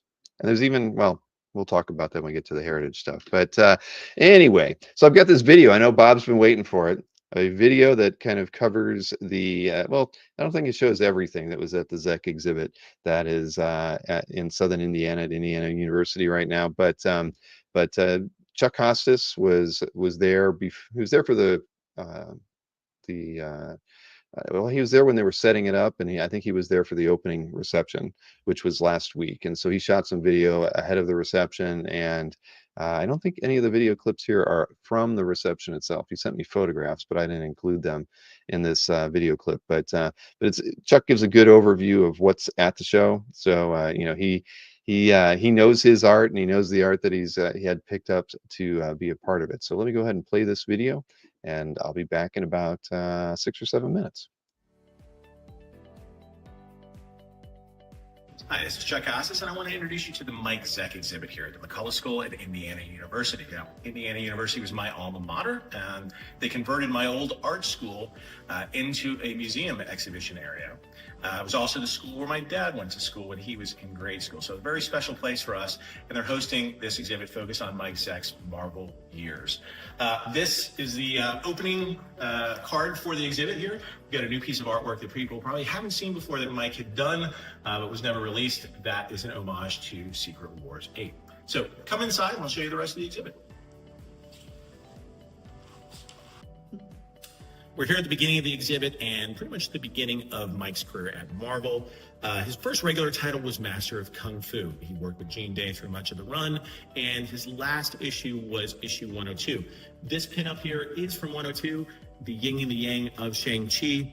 And I wanted to point it out. You'll notice some comic books throughout this exhibit, and the reason for that is these are coming from Indiana University. They have a large collection of comic books that were donated by folks like Michael Uslan and Ray Bradbury, and these are available to students for research purposes, and we've highlighted those, putting them alongside the original art that we have here from Mike Zeck. Now, the other thing that Mike Zeck inspired were some of the movies and things in the movies. So in the collection, you'll also find some movie props. And this one here is from Venom. As most people know, Mike created the black costume Spider-Man, which ultimately became Venom. And this is the symbiote capsule from that very first movie, which housed the black symbiote. Marvel Superheroes Secret Wars. This was it. This was the big event. Jim Shooter recruited Mike to be the artist to kick it off. And as we talked about earlier, he created the black costume Spider-Man for that, but it was really the first time all the superheroes were brought together for one large maxi series. Now, this comic book series brought in more people to comics in the last 50 years than any other series, and created some fantastic storylines and some fantastic art, and those are all represented here in the exhibit. Now, what's interesting to note through the artwork is at the very beginning of the series, they had some ideas about certain characters that would be in the series that ultimately didn't make it. And if you look really close up here, you'll notice Ariel, who was originally on the cover in the promotional ad for the series, but then was later cut out. And I think this interior page, which was the page 2-3 splash, shows that she was intended to originally be part of the story, but when they decided that they were going to use Colossus and Zaji as their main storyline for their love interest, they had to get rid of Ariel, and they left her back on Earth. So she was no more, replaced by the Wasp. But here we have a number of pages from issues 1, 3, and 10 on display. Those books are still complete, but you can see some of those pages in the exhibit. So while Mike was working on Secret Wars, he also worked on doing the covers for G.I. Joe. And here we have one of the covers that is represented in the library. This is G.I. Joe Yearbook number 3. This is the original art for both the front and the back cover, inked by John Beatty. This was one of the first pieces that I bought for Mike way back in the day. You remember telling me about it, and I remember the story behind this was he wanted a little bit more. He would normally charge me $40 to $45 for a cover, but this one was $50 because it was extra special, and he thought it was one of his best pieces. And I think years later, I'm glad I paid the extra $5 for it. So, but alongside this, we have again some things that were inspired in the movies, which are some original costumes from G.I. Joe: The Rise of Cobra. This is Snake Eyes and Scarlet's. We also have Snake Eyes' Uzi from G.I. Joe Retaliation on display here at the exhibit. 1986, the Punisher Limited series came out, and Mike was put in the spotlight again. The covers to all 5 of those issues were fantastic. And here we've got the cover to issue 2 on display, as well as the cover to issue 4. When I first met Mike in 1986, he had all 5 of these covers on display. And I never thought it would be possible to own one of them, let alone all 5 of them. Unfortunately, we couldn't put all of them here on display, but you got 2 great examples to come and see in person. And the colors on the originals are vibrant, so I encourage you to see them. Also wanted to show the work in progress. So this is the process of making a classic cover. So Mike originally started with this design here, I believe. Ultimately, I think he liked it, but decided to go with this one over here as far as the final design for the cover. But he ended up reusing the figure when he decided to come back to the Punisher and do a new cover for Marvel Tales number 209, which is the reprint of Amazing Spider-Man 129. But we've got, not only do we have artwork, but we have some props to show you too. Again, Mike's work inspired a lot of the work that was going on in film and television. And on display here at the exhibit is the costume that John Bernthal wore in Marvel's The Punisher Season 1. This is the first time it's been publicly displayed. And alongside that, we have a couple of other key items from that show. We've got Jigsaw's mask from Season 2, as well as what they call the Nightmare mask, which you see very briefly on screen in Season 2, but it's giving Jigsaw nightmares of the Punisher. And this is the mask that they actually filmed to make that sequence there. But I think, what's important is that, Mike's work transcended and inspired a lot of the film and television makers out there so that the versions that you see today have a little bit of Zeck DNA. So Mike's last major project that he did for Marvel was Kraven's Last Hunt, which some have said is the most one of the best Spider-Man stories that was ever made. I think part of that was the story, but also some of that was Mike's interpretation through the art. So here we have one of the seminal pages, the I Am Kraven page from Spectacular Spider-Man, number 131. But we also have here an original piece that I had Mike commissioned to do after the fact, thinking that maybe one day Marvel would need a new cover for Kraven's Last Hunt since it's remained in print for so many years. So it's sitting out there. So if you're somebody working at Marvel and you're looking for a new cover, come check out the exhibit and check out this piece in person. The backgrounds on this one were done by Gerhard, a good friend of ours, and I think that's just pretty amazing and is a classic, iconic piece that does represent the Kraven series well. But we have the comic books that are represented that were the original 6 issues all across Web of Spider-Man, Amazing Spider-Man, Peter Parker, and Spectacular Spider-Man. But on the video screen throughout the exhibit, you also find different examples of Mike's work, and I think that's a great thing about here. You can just kind of stare at these things for a good long time, and they're mesmerizing. So we're making some final touches to the exhibit right now. There's a section where people can actually sit and read the comic books that Mike worked on. As you can see, they're installing the Please Browse sign here, which means that people should come and read their comic books here at Indiana University. So hope you can make it out to the exhibit. It's going on for the next year or so. It opens April 11th, 2025, and you can learn all about Mike Zeck and his career, and also appreciate some comic book reading at the same time. There you go. So I'll be posting that video clip on the channel probably this weekend. But thank you, Chuck, for putting all the effort into for the show. Also, like you said, the show's going on for a whole year. So at the end of the day, if you're just passing through Southern Indiana and you're going to be anywhere near Indiana University, and I'll dig up the city if anybody wants to know. I don't think I have it on a slide anymore. No, I don't have it queued up in here. But yeah, swing by. I wouldn't mind somebody else doing their own walkthrough of the whole thing and sending it to us. But Chuck will be on with us in, I believe, 3 weeks. So it's a good time for me to show the schedule, remind everybody about what we have going on here. So Fred Hembeck will be with me on Saturday. Tatiana's All Access show will be next Tuesday at 3 o'clock. I've got Sarah Jane Blum on doing a illustration preview of the current Heritage illustration auction. What do we got after that? Oh, the amateur. Or no, it's not an amateur match. It's Mike and Anthony doing a regular dueling dealer match on the 30th. Joe Phillips. That whole thing became Joe's artwork did not arrive until Saturday afternoon. I only had photographs of Joe's work that he took. We decided it was better to postpone his show for a couple weeks. So I'll have Joe on next Saturday, and we'll be actually unboxing his artwork in a few minutes here too. So look at that. And then we'll have the second IC3 episode on the 6th of May, dropping at 3. Jimmy Palmiotti will be joining me that night. We'll be talking about good and bad girl art.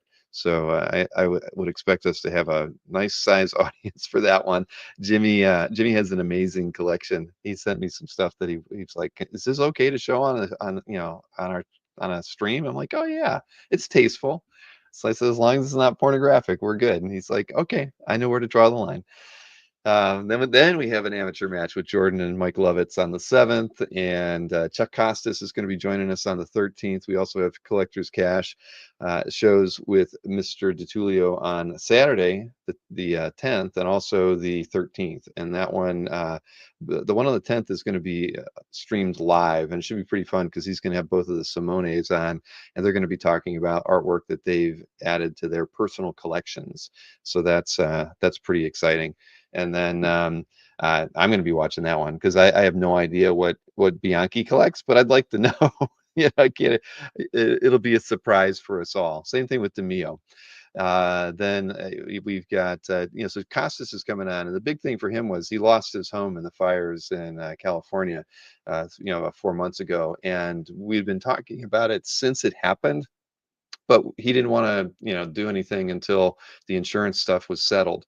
And we also felt that that would be a good opportunity to talk about, um, you know, how his collection was insured, how he went about, at putting the values on things, and just really how he's dealt with that whole situation. But getting past uh, the whole settlements and things like that with collectibles insurance was important to kind of have out of the way. Just at the end of the day, we get the whole story. Trying to do, if we did it 2 months ago, we wouldn't have known the outcome. So I'm very curious as well. He and I really haven't talked about it, and I know that he lost a lot of artwork in that. And so yeah, I would encourage everybody to tune in to that one live and afterwards if you can't watch it live. Then of course Comic Art Live the weekend of the 17th and 18th. The 16th will be our mystery sketch evening with a lot of people probably from Next Comic Art, but it is open to anybody who's getting mystery sketches. So that's going to be a fun weekend. Our 11th. Then we have another all access art on the 20th. I have Patrick Kahanick, who I did an interview with over 4 years ago. That was back when I had the other guys with me, Glenn and Will and Mike, and so we talked very much about his illustration art collection. A lot of Frazettas were looked at, but Patrick has a really vast silver and golden age comic art collection that we didn't touch on at all. And so he and I have been emailing off and on for the last couple of years about just doing a show where we focus on that area of his collection. And so that's what we're going to do. Then another Card Art Explained show will be on the 27th. And then we got Richard Pace and Kevin Nolan in June. And I'm sure we're going to squeeze in a few other sales shows throughout that June window as well. So there you have all that. That's the schedule. And let me hide this slide. What was everybody chatting about in there? Card Art Explained number 2. Is that what oh, okay. There you go. It's on 4/26 at 8 p.m. Thank you, Kazra. When am I bringing Will and Glenn back? Didn't we have them back at some anniversary show momentarily for 5 minutes or so? That was probably enough, Marcus. But hey, we're all still friends at the end of the day. Yes. So what else we got? Yeah, that's right. 4/26. It's a number that comes up a lot. Not around here though.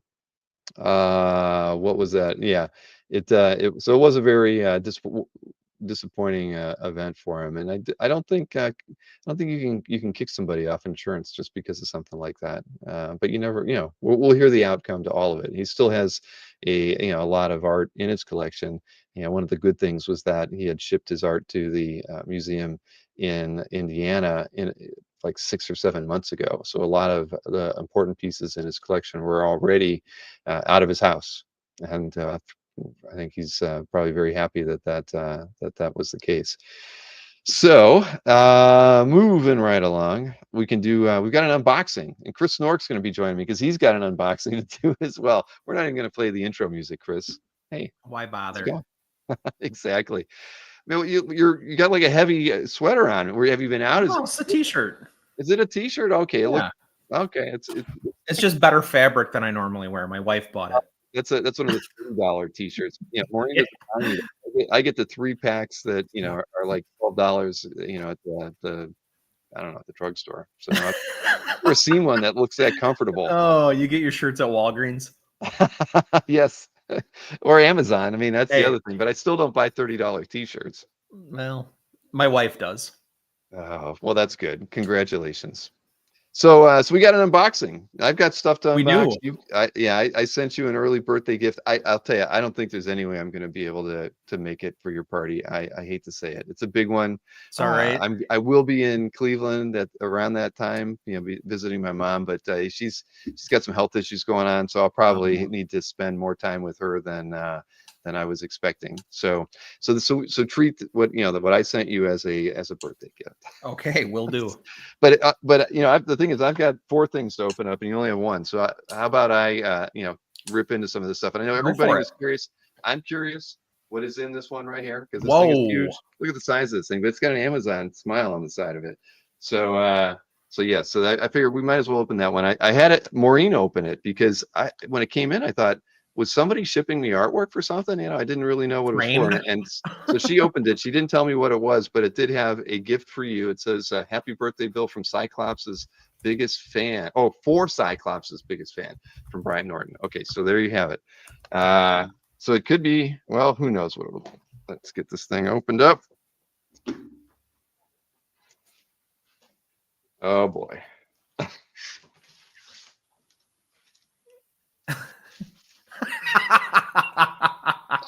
Look at how good he looks, though. Exactly. My goodness. Wow, Brian, this is pretty awesome. That's amazing. All right. And I know here this is the part that Marcus wanted to see. Yeah, All right, you should back over embellish. here. You should embellish that part. All right. Well, there you go. I've got it, my own standee for Cyclops. I guess he'll make an appearance at well, I don't think I'm going to have him in the background for the Hembeck show, but we'll have him around for different shows. But is he literally life size? 72 inches tall, 30 inches wide. Yeah. I think Cyclops is taller than 6 feet, isn't he? He probably is. And yeah, well, we'll see. We'll see how it works out. I can put him on a box behind me. We'll make him. Derek Crabb probably knows. Professor, how tall is Cyclops? Okay, he's Exactly. 6 feet tall. Yep, exactly. No, there's no crotch goblins there, Marcus. Not at all. But thank you, Brian. That's awesome. And the funny thing was then I get another, the postman comes up today, and this is great. I actually have a recording off the Ring camera. Maureen sees we had the gate closed because we have a fenced yard and the gate and everything. And she saw the post lady pull up, so she runs out, opens the gate, and the woman gets out of her car and is like looking down, scanning this box. It's Brian Norton's box to me, and she doesn't look up, and Maureen stops. And the woman just keeps walking and almost knocks Maureen over with she's got the box, she's scanning like this, and you could just hear them. She starts laughing there. So they had a good time, at the end of the day. But Brian Norton's box almost knocked out Maureen this afternoon. So let's see. It's going to be worth it. It's going to be worth it. I think so. It's kind of heavy. I didn't think you could use duct tape. Doesn't the post office usually frown on duct tape as a I put duct tape on art packages from time to time if I feel like it's warranted, and I've never gotten any hassle. Okay, well, let's see here. Man, Brian, you tape a lot of masking tape on here. My knife can't cut through it. There we go. Okay. And there's a lot of packing peanuts in this thing. Let's see. Don't eat those. Well, I'm always shipping stuff. I actually have two. Oh boy. There you go. Now it's everywhere. All right. What do we got? Let's see. It says, now you can wear your pride when going around town with one of the classic Justice League of America covers. Okay. So I've got a DC t-shirt here, I believe. Good thinking, Red Jack. He's going to learn me. Okay. This is JLA number 102. For the earth to live, one of us must die. There you go. Look at that. All right, that's a good one. Thank you. I will wear it with pride. I guarantee I'll wear it on a stream in the near future. Those 20-cent JLA covers, we've talked about this. They were all bangers. They were. It looks like I've got more clothing. It says, here is a t-shirt from that other company. Use it for when you are behind on wash day. That other company. All right. Let's see what we got here. Okay. All right. This is good. Whoop. We got a nice there you go. There. Your boy. Got it, Thunder. I like that. Very nice. Man, what do I do? I didn't deserve all of this. Oh, okay. Well, see, he's taking a cue from Mr. Choi. Said, here are some emergency candies to sugar you up when you're doing a double show on a Saturday or endless comic art drop with Anthony. Right there. Some Mike and Ike's. Everybody, that is my favorite candy right there. As everybody knows, I will take boxes of that any time. Does that make Anthony Ike? It probably does. Oh boy. What on earth? He has sent me. Remember, one of the perks is we have cookies. I have he sent me a thing of cookies. Oh wow, Red Jack So- going all out. Man, yeah, I'm not going to bring these in the house. Mr. Red Jack, you have outdone yourself, my friend. Now, what else? There is something else in the box at the bottom. This is the heavy item. It is a book. Oh.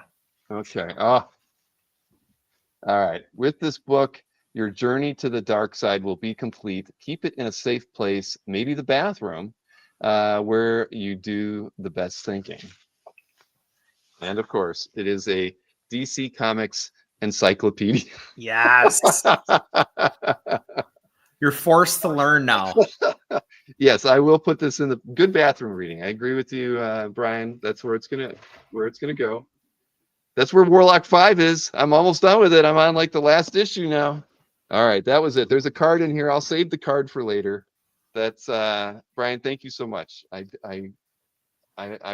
promise that I will learn a little bit about DC, and maybe I'll start thinking better thoughts about it and pick up a few pieces of art here and there. We all know you want a Novik or a Don Newton. I mean, that's I do. obvious. You do. I really do, and I can tell you, there's a very nice Novik in the Heritage Auction. There's actually too much good artwork. We're gonna see. I picked 11 pieces. I could have picked 20. There's so much good stuff in the I Heritage saw Auction. that in the update. I bid on like 6 pieces just to throw them out there. You know, I'm not gonna win any of them, but I'm like, I like that one. That way I can track them later. Now, so yeah, I got 2 more things here to open. I'm gonna open one more. I'm gonna open yours, and then you can open mine, and then I'll finish up. How's Well, that? spoiler alert, mine is beer, so you know. Oh, well, you can rip through it quick. Lord knows I do. There's no DC beer in here though, right? No. These are not remotely comic themed. They're all just local to me. Well, you know me and beer. I'm always I can't wait for the shows to end, because usually I'll have at least one nightcap before I nod off. That's yeah, this good. one You sleep through the headache then. I do. But you know, I got worried because this package was one of those ones that like disappeared for a few days, and I started thinking, oh boy, Chris sent me beer, and something must have opened up everywhere. Somewhere. Yeah, and it wasn't. It was dry when it came in. So we've got cash and check. Yeah, check with a CZECH. Everybody. That's Cash my that's my familial heritage. There, we're Czechs where I come from. Nice, and that's a lager. That works for me. Yep. And Nutty Bill. Yeah. A peanut butter porter. Mm-hmm. How appropriate. The name, yeah. That comes from it's brewed at an old farm that's like 50 miles from here. It's a pretty cool setup, actually. Well, I love porters and I love peanut butter. So how can this be bad? It's going to be delicious. And what do we got here? Mellow Astronaut, a sour ale. Yes, like I said, I'm trying to expand your palate a little bit. Does it taste like Mike and Ike's? It tastes like Tang. Like Tang. The old powdered orange drink. That's what it's yeah, called. No, I remember. Mm-hmm. All right. Well, I'm gonna put that in the fridge. I might have one of those tomorrow then. There you go. And then New Glarus Brewing. This is it's brewed in Wisconsin. That is a barley wine. Barley wine. Oh, cool. All right, there we go. Very colorful. Only in Wisconsin. You cannot get that outside of the state. Wow. Was it illegal? Is this an illegal drink in Florida? Technically it is. Oh wow. You word to the wise, you cannot legally send someone beer from your state to their state. It's considered bootlegging. Oh. Well, we won't tell anybody. I broke the law for you. You should have told me that before I opened these on a live stream. Come and get me, copper. All right, now it's your turn. It's your turn. You get to. Oh yeah, okay. I did some preemptive cutting so that I didn't have to belabor this too much. Very wise. Let's see, what do we got? I missed the whole chat. To the moon. Yes, exactly. Man, I got to put these beers in a safe spot. Got myself. All right, what do we have? Ooh, we got all right. Some IAX posters, which I obviously missed with the flu. Right when you were sick, we all missed you Mhm. at OAX, so I had to make You. sure that you got the swag bag materials. I the hammer which I angrily waved the year before when I Uh-huh. got my Dragata Punisher. It's redesigned. It's a little different. And I gave you Lanyard. I got you can my stolen valor. the A schedule again, stolen First. valor. Yep. I want you to see what you missed out. Here we go. The Yes. There you aforementioned go. thing hand Exactly. holding Mjolnir, which I'm sure he could lift if he chose to. Hey, I knew when we were making them, I had to make a thing version for you. Yep, thank you. Yes. Oh, okay. Well, my I know shirt, you which did is order one for yourself. I did right? order one for myself, which is available on TeePublic. That's right. If I see you wearing it at OAX, I'll give you money. It's considered a rebate. Or buy them a beer. One or the other. The Mannix shirt from OAX. Thank you. Mm-hmm. All right, I'm still digging. Bill, is this art? It could be. This Or it better could not- just be something I drew maybe. This better not be art. I'm a crier. Oh. It's a momentous birthday for you. It is a momentous birthday. Snorky is a large now, Marcus. Snorky used to be a double XL.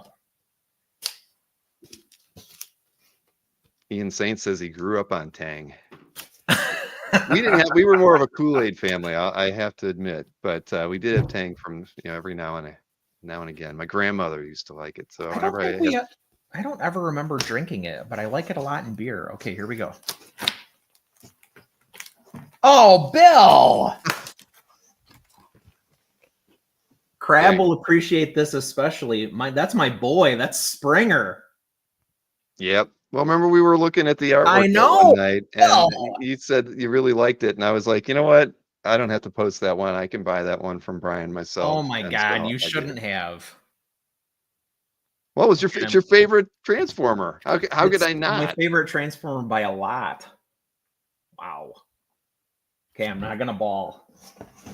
Well, Dan Tancredi said he cried watching the Pee Wee Herman document trailer today. Man, it's a day for crying. Oh, well, hang on. Thank you very much, Bill. That's incredibly generous Chris, of you. come on. It's we've been friends for a while, and as soon as you said that, I mean, it's like I can't put this thing up for sale. No, I and thanks to Brian as well. I bought myself something. So let's see. For my birthday, I bought myself a Jerome Pena. Oh man, that is awesome. From our friend Grant Riddle, right there on Comic Art Fans. Wow, that is fantastic. Wow, Thank that you. is great. I bought myself something else on Heritage, but it's not here yet. I remember you mentioned you had won something, but so we can't unbox that. Not yet. Well, I'm not going to open the thank you. Joe Phillips art tonight. No, no, it's my pleasure, man. I mean, it's fun. I was asking you were helping me out that night. We were looking at some stuff, and you were informing me on some things. So no, Trying, yeah. And the work you do a lot of work for. Yeah, it's not easy doing the picks every week. You have to spend 4 or 5 hours, and you spend more time on it than I do. So it's not work when you love it, right? That is true. That is very true. So, well, I appreciate it, and thanks everyone for the birthday wishes. 5/5 is the day. I was gonna say it's coming up though, right? It's yep. Next weekend, not this weekend. Next weekend. Isn't that a Monday? Well, I'm celebrating it on the 3rd. All right. Well, so I won't open the Joe Phillips art, but I will post some of it, and I think we'll probably put some kind of a teaser video together. The thing was a lot of the stuff Joe sent me, there was like 5 covers. I didn't know what it was he was going to send me, and I felt like not only am I getting the art late, so we have no time to really even talk about what he's sending me, and it's a good thing we have a couple extra days. Now this is something that came in the mail yesterday. Tom McDonald has sent us. He wrote his name twice on it, just to make sure that that the postman knew who was sending it. I think. No questions. That's right. Oh, and I didn't show off the thing. Tom McDonald. That's a reminder. I do have a slide for the Chicago get together. That is Friday, May 16th. I'm invited this time. There you go. There's Tom. He's in the lower right hand corner, right behind Stephen Davich there with those lovely horn rimmed glasses. So, all right. So, and then there's Josh. Josh and Tom are kind of running that. So you can reach out to Josh or Tom through their calf galleries, and they will set you up to let you know where they're going. Club Lago is an awesome place. Club Lago is when I first met Kazra, we went out to dinner there in Chicago. So it's an awesome place, and I guarantee everybody will have a good time.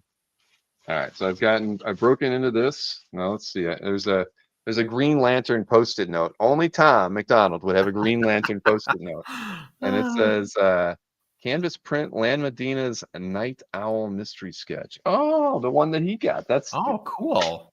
You remember that image? Yeah, absolutely. There we go. But wait, now did Tom sign this? Tom should have signed this too.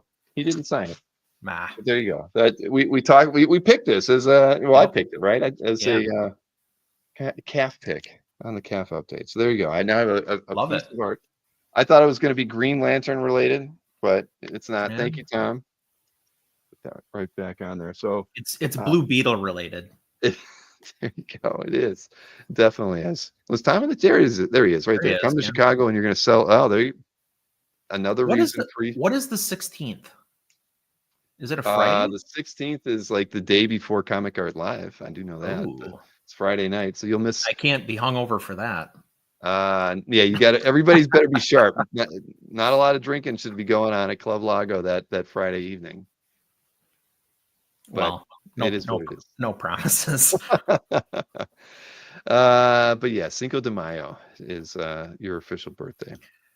Indeed, it is. So, all right. Well, we got the unboxings out of the way. Now we can kind of just roll into our regular thing, right?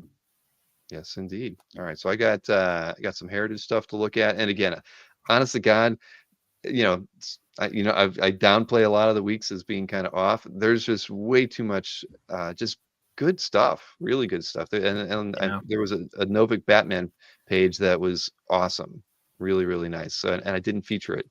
I didn't bid on it yet, but I didn't feature it because I'm like, all right, I've learned my lesson. There's an Elementals page on there. I threw a bid on that one. What else did I bid on? I don't know. At any rate, here, let's take a look at what we got from Heritage. So, I mean, they have a Dave Gibbons Watchmen page. It's like some Sal scrapbook illustrations, but I don't know why they put that. Again, that seems like something nice. It's that could have been on a Sunday in the last signature auction, but absolutely. It's probably one of the higher price pieces that are going to get sold this time around on Heritage. And then here, I'll zoom in on it because everything's kind of small. But anyways, come on, it's Dave Gibbons. Not many of us in the chat can afford a Watchmen page. Yeah. So this is Spectre in costume. Mm-hmm. This is the next best thing. Then I like this page. This is a Swamp Thing page. See, I like DC stuff every once in a while. Nestor Redondo. I just thought this was cool. I mean, when I first saw it, it didn't scream Swamp Thing. It screamed like EC, 1950s art. Just the way this character in the spacesuit or whatever he's in is drawn, the cross hatching, the expressions. I'm like, what is this? And then I read Swamp Thing. I'm like, that's just not. But then you get the first panel. But still, I think this is beautiful. Killer first panel too. Exactly. Swamp Thing's doing something. Right. He's not this brooding. Literally melting into the background. Exactly. Then, I don't think I've seen Jason in the chat, but we got a Mark Silvestri Wolverine page. Dan Green inks. Oh yeah, Wolverine drinking a beer. This is from issue 33. Is that Hemingway? It does. If not, it's modeled. I think it is because there's a bullfight happening. But yeah, there you go. A perfect Veronica. I don't know is that something in bullfighting, a Veronica? I don't know. But either way, there you go. Everybody wants a Silvestri, and here is one. Wow. Then this John Byrne page, Tom Palmer from Silver Surfer 1 is just freaking awesome. I don't even know where it's at $80 or $800 right now. But look at that, Silver Surfer and all of it. You get Reed's in there too. Okay. Hell yeah. Look at that. Very nice. It is. That's a really great page. Better than some that were in the signature auction again. The tones on that bottom image are awesome. Mm-hmm. and it's cool with, when Palmer inked that. I mean, there's some carryover to like Buscema. You can see stuff in here For that sure. Palmer's inking really kind of lends to it. I just think this is a great page. It's got to go pretty well. I don't know what it'll go for, but it's got to do pretty well. This was such a great story. This next one, a DC again. It's a Swanderson page. Kurt Swan and Murphy Anderson from Superman 236. The Ooh, combination's always good. I love that second panel of him bursting out of the earth. yeah. That's the money shot right there. I don't know what these devils with pitchforks are doing, but Swanderson. I mean, this is from what, 1971. That's gorgeous. It really is. Really, really. I mean, you look at that last panel too. I mean, the whole thing is great. And again, Demonic, these are demonic fish affordable. slap. I'd be yeah, he did SWAT. And again, I'd be shocked. I don't know. I don't know what they go for. I haven't bought one in a couple of years, but I mean, it's probably not $1,000 page, but it's fantastic. It is So gorgeous. Yeah. somebody will be happy to get this one. Then a Kent Williams piece. There's just not enough Kent Williams artwork out in the world. This is from Blood a Tale. I don't know what that is. It's a DC book, but I just love Kent Williams' work. I just think this thing's gorgeous. Wow, so you look at this and I see Wolverine Natsuki with George Pratt too. It's like, I mean, I never For really sure. thought about their styles having Snow. a similarity, but yeah, gosh, this is just, I love this page. I think it's fantastic. Beautiful. Yep. And what's the You one? get a little Frazetta there at the bottom too. Yeah, yeah. On the right. I mean, that's some, and those figures on the right, that's some Frazetta. The wedging with the muscle masses and stuff, like that's, yeah. Well, yeah, we don't see a lot of Kent Williams on up for sale too often.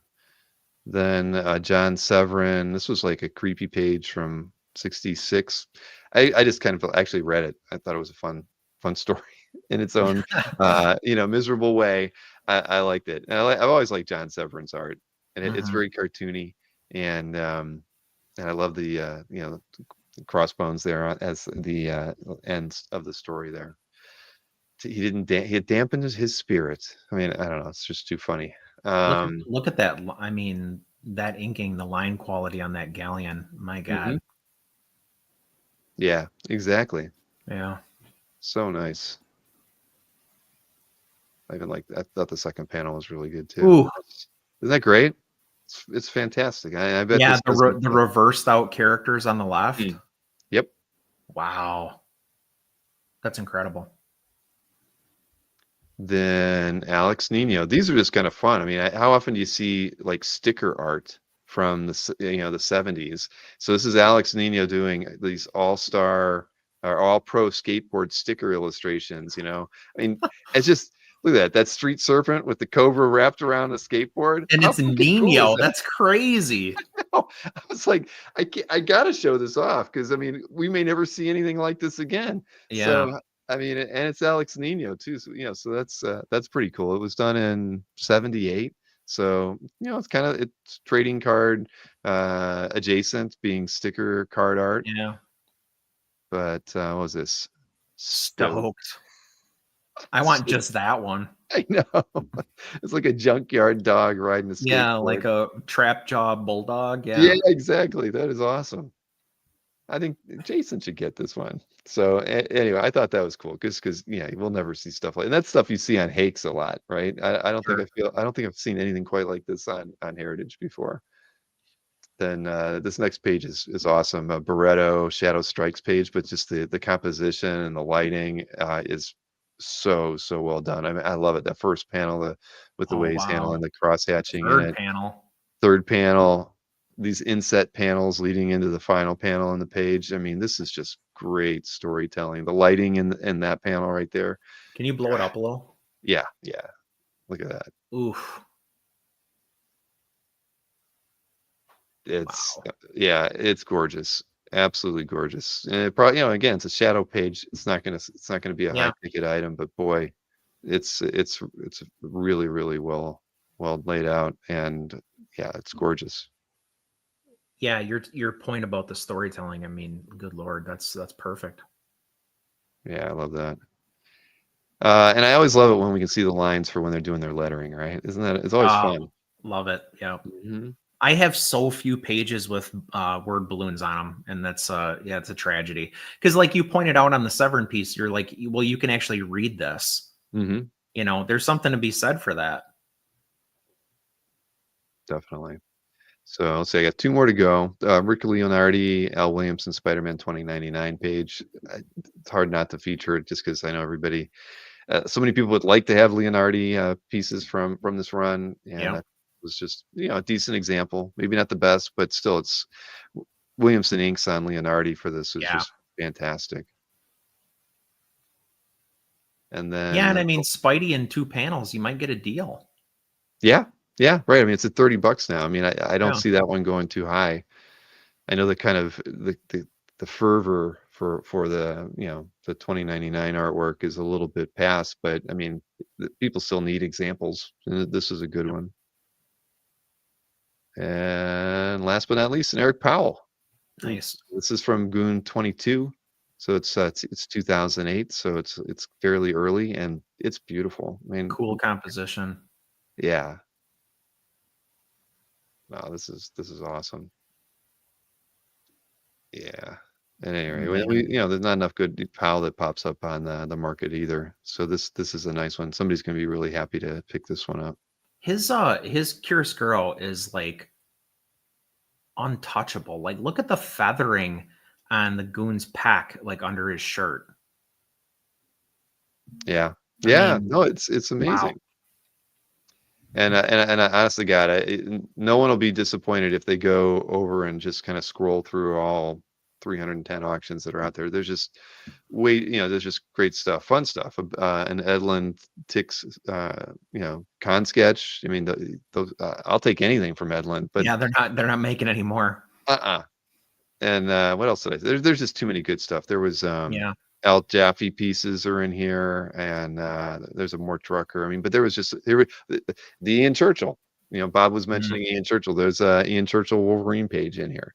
Inked by Milgram. Inked by Milgram too, right? It's like there's just there wasn't really any stinkers in the whole set, which was just, and everyone knows I complain when there's not enough good stuff to look at, but like every week, I guarantee you there will be pieces that pop up.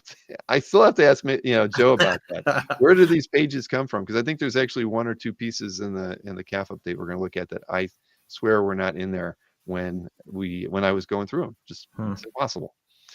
But we have the EXP preview to show next, and there's a really fun piece it's from Avengers 301. I actually watched this. I usually don't watch them beforehand, but there's a page from 301 that I remember. There was those like brain creatures that could fly around. And there's one with like Thor shouting something about the Avengers in it with the brains all over the place and Sue Storm's on it. So, and it's going to be for sale. I don't know. It probably won't be $11, but it'll be offered on Nick's show tomorrow. So we can take a look at what Nick is doing tomorrow on the EXP. And he streams everywhere on YouTube and Facebook and Instagram and Twitch and where all the cool kids hang out. So let's see the full spectrum of what he is bringing. Everybody, this Friday, April 25th, we are going to do some really cool stuff. We're going to have a lot of giveaways. We're going to do it a little bit different than anybody else. It'll be $3,000 worth of giveaways at least. It'll be fun. So tune in this Friday, April 25th at 7 p.m. Eastern, 4 p.m. Pacific on the Original Art Experience. And let's talk about some of the art that will be available for claiming. So we're going to have probably the first Arvell Jones piece of art I've ever had, Secret Society of Supervillains. And you've got Funky Flashman here, which when Jack Kirby created him, it was basically Stan Lee, and he was having some fun with it. I'll say what I say on some of my art, which is I don't know why I'm offering this since it's got Green Lantern and Flash, but we'll see what happens. From 1977, 48 years old. Then we've got Avengers 301, pencils by, I think this was Bob Hall, and inks by Don Heck, which is a unique combination. So this will be available. It's really cool art. You gotta love it. We got Sue Storm down there, which we're getting close to the FF movie. Then I am putting some art on the air of one of my all-time favorite artists, Dick Dillon. DC Comics Presents 14 page. Welcome to Smallville. Hawkman 26 page, or half a page. And Justice League 96 with the first appearance of Starbreaker. To quote the Beast, oh my stars and garters, what am I doing? Anyway, then we're going to have some Paris Cullen's Blue Beetle. And I have to say, these are the only 3 Paris Cullen's Blue Beetle pages that I have. I have no other Paris Cullen's Blue Beetle art. You hardly ever see these available. I'm bringing them here. You've got the Teen Titans. It's just 3 beautiful pages. Probably sell 20 and 21 as one lot, and 16 by itself, although this is a lot of fun. Basically, he turns his assistant into an octopus. We'll do my undramatic reading. I'm not going to read it here, but it's funny. We'll do the undramatic reading. It'll make it more fun. Then I'm putting a George Perez Fantastic Four page up for sale. It was Agatha all along. Why am I doing this? And then we have a Batman Annual 10 page by Dennis Cowan and I believe Dick Giordano.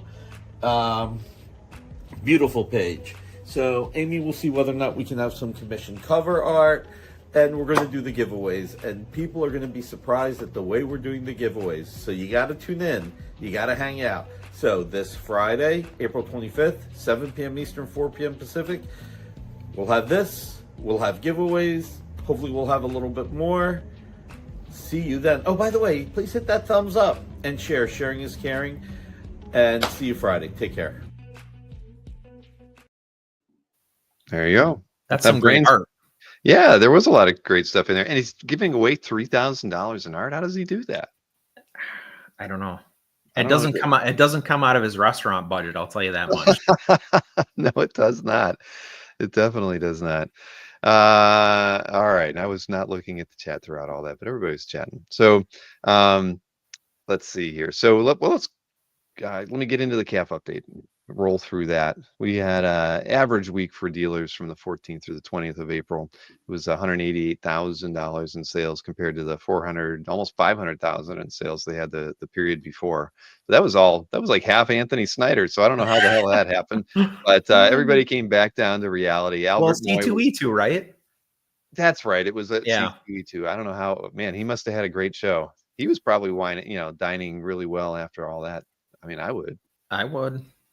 So what do we got? We got Albert Moy, 45,000. Glenn had 45,000 too. And Anthony came in third with 37,000. Felix sold a bit. He's been selling a lot the last couple of days. I think he has another art drop going on tomorrow too. But the Paul Pope one seemed to get pretty sold out today. But he had 12 sales for $26,000 last week. And then Comic-Con Art had 16, and Berkey bringing up the rear, just under $15,000 in sales. But so let's see. What are the top 6 sales from dealers from last week? Let me cue up that video. And yeah, it makes sense that Albert would be number 1 since he had the top sales for a dealer. So this is George Perez, new Teen Titans 19 cover. Asking price on this one was $20,000. I guess Nightwing did not buy her what he wanted at the gift shop. So somebody's upset. Oh man, then what we got here? Jim Lee, Uncanny X-Men 270 page. This one was sold with the asking price of $18,500 from Panel Page Art. This next one's really cool. This was sold by Glenn as well. It's a Kevin Eastman 30th anniversary Ninja Turtle cover. It says, like 10 seconds later sort of thing. That's asking awesome. price on, isn't it? I mean, it's beautiful. $12,500 was the asking price for that one. Then a Hush page, Jim Lee Scott Williams, $12,000, sold by Albert. Then well, here you go. This is one that Anthony's had for a little while. That Defenders DPS, A Day in the Life from 1978. Sal Buscema artwork on this one was sold for $10,000. Hulk versus Thing. Yep. And last but not least, a Ryan Otley Invincible Library 2 cover. I'm not sure what that would be, but it sounds like a trade. $8,000 was the asking price on that one. Now, what do we got? The auction houses. Auction houses averaged 354,000 in sales compared to 388 the week before. Heritage made up most of that, $222,000, with eBay at 132,000. And all three pieces from eBay were won with a a made offer. So we'll see the original price, and then I'll tell everybody what the offers were that actually won them. So let's see. We're starting off here with eBay. So this first piece is a Tyler Kirkham Amazing Spider-Man 31 cover. The asking price was $5,000 on this one. It sold for $3,000. Then next up we have a Kirby Royer Eternals #5 page. Asking price on this one was $4,999. It was sold for $4,200. And then finally, a Scott Hampton Skybox trading card artwork from 1994, Superman Man of Steel. The asking price was $3,500 on that one, and it went for $1,500. So it pays to make offers on eBay. A lot of fishing going on. People want to complain about Comic Card Live. Just go to eBay any day of the week. Over at Heritage, this Armando Huerta Betty Rocks pinup painting went for $6,600. Then this cover, I don't remember seeing it. Rich Buckler and Tom Palmer, Chamber of Chills #5 cover sold for $6,300. I swear it was not there when I went through. That is memorable. Yeah. Now this one we did feature John Bolton, Bizarre Adventures 32 page, plenty of Thor, plenty of Odin, and it went for $4,560. Deservedly so. It's really nice. There you have it. That's the recap. All right. Now we can get into our picks. I'm ready. And was it a good week for you, or was it a challenging week for your picks? No, it was not bad at all. I would say kind of middle of the road. I did double back, but I double backed because I deliberately didn't pick a couple things, and then I went back and grabbed them. Cool. I thought there was a lot of good artwork they got posted. Yeah, I was on the app a lot this week, so I got to see most of it that way. But yeah, it was good. It was a good week. Lower volume weeks, says Marcus. It's true. One of the things I always look on the app is number of pieces posted over a 30-day window, and I watched it go from like 8,500 at the start of the week, and then it dropped down to like 8,000. So I mean, meaning it, that week was down 500 to get us into that kind of a level. Yeah, I don't know why. I'm not sure what contributed to that, but I'll take quality over quantity. This first piece is very interesting. And did you pick it because of the thing? Well, yes, but in a roundabout way, because so Lee Gatlin, the artist on this, he goes by Neil Aglet. That's kind of his pen name.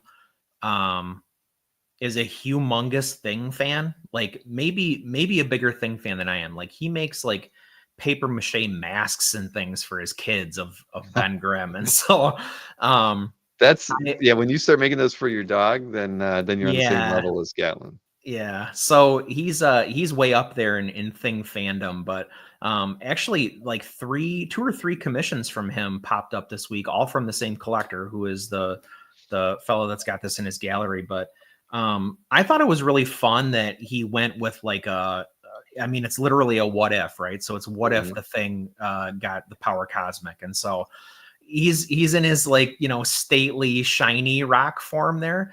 I really loved the Petite Prince kind of tribute there with the FF hanging out on the meteoroid with the shield around him. Galactus looking somber. I was talking to Chuck Arnold about this guy a while ago, and he said his style is reminiscent of like an old school animation that he's a fan of, which he said is called UPA animation. I actually had to take a note for this. But it's kind of like, it's like mid-century modern type, it's like 50s, 60s, but they were, going for something that they felt was futuristic, right? So I don't know. I just, stylistically, there's so much to love here. And for me, obviously, it doesn't hurt that he's a Thing fan. Of course. No, I like this piece a lot too. I might not have picked it, but I'm glad you did, because it stood out when I was going through, the week's worth of art that was posted.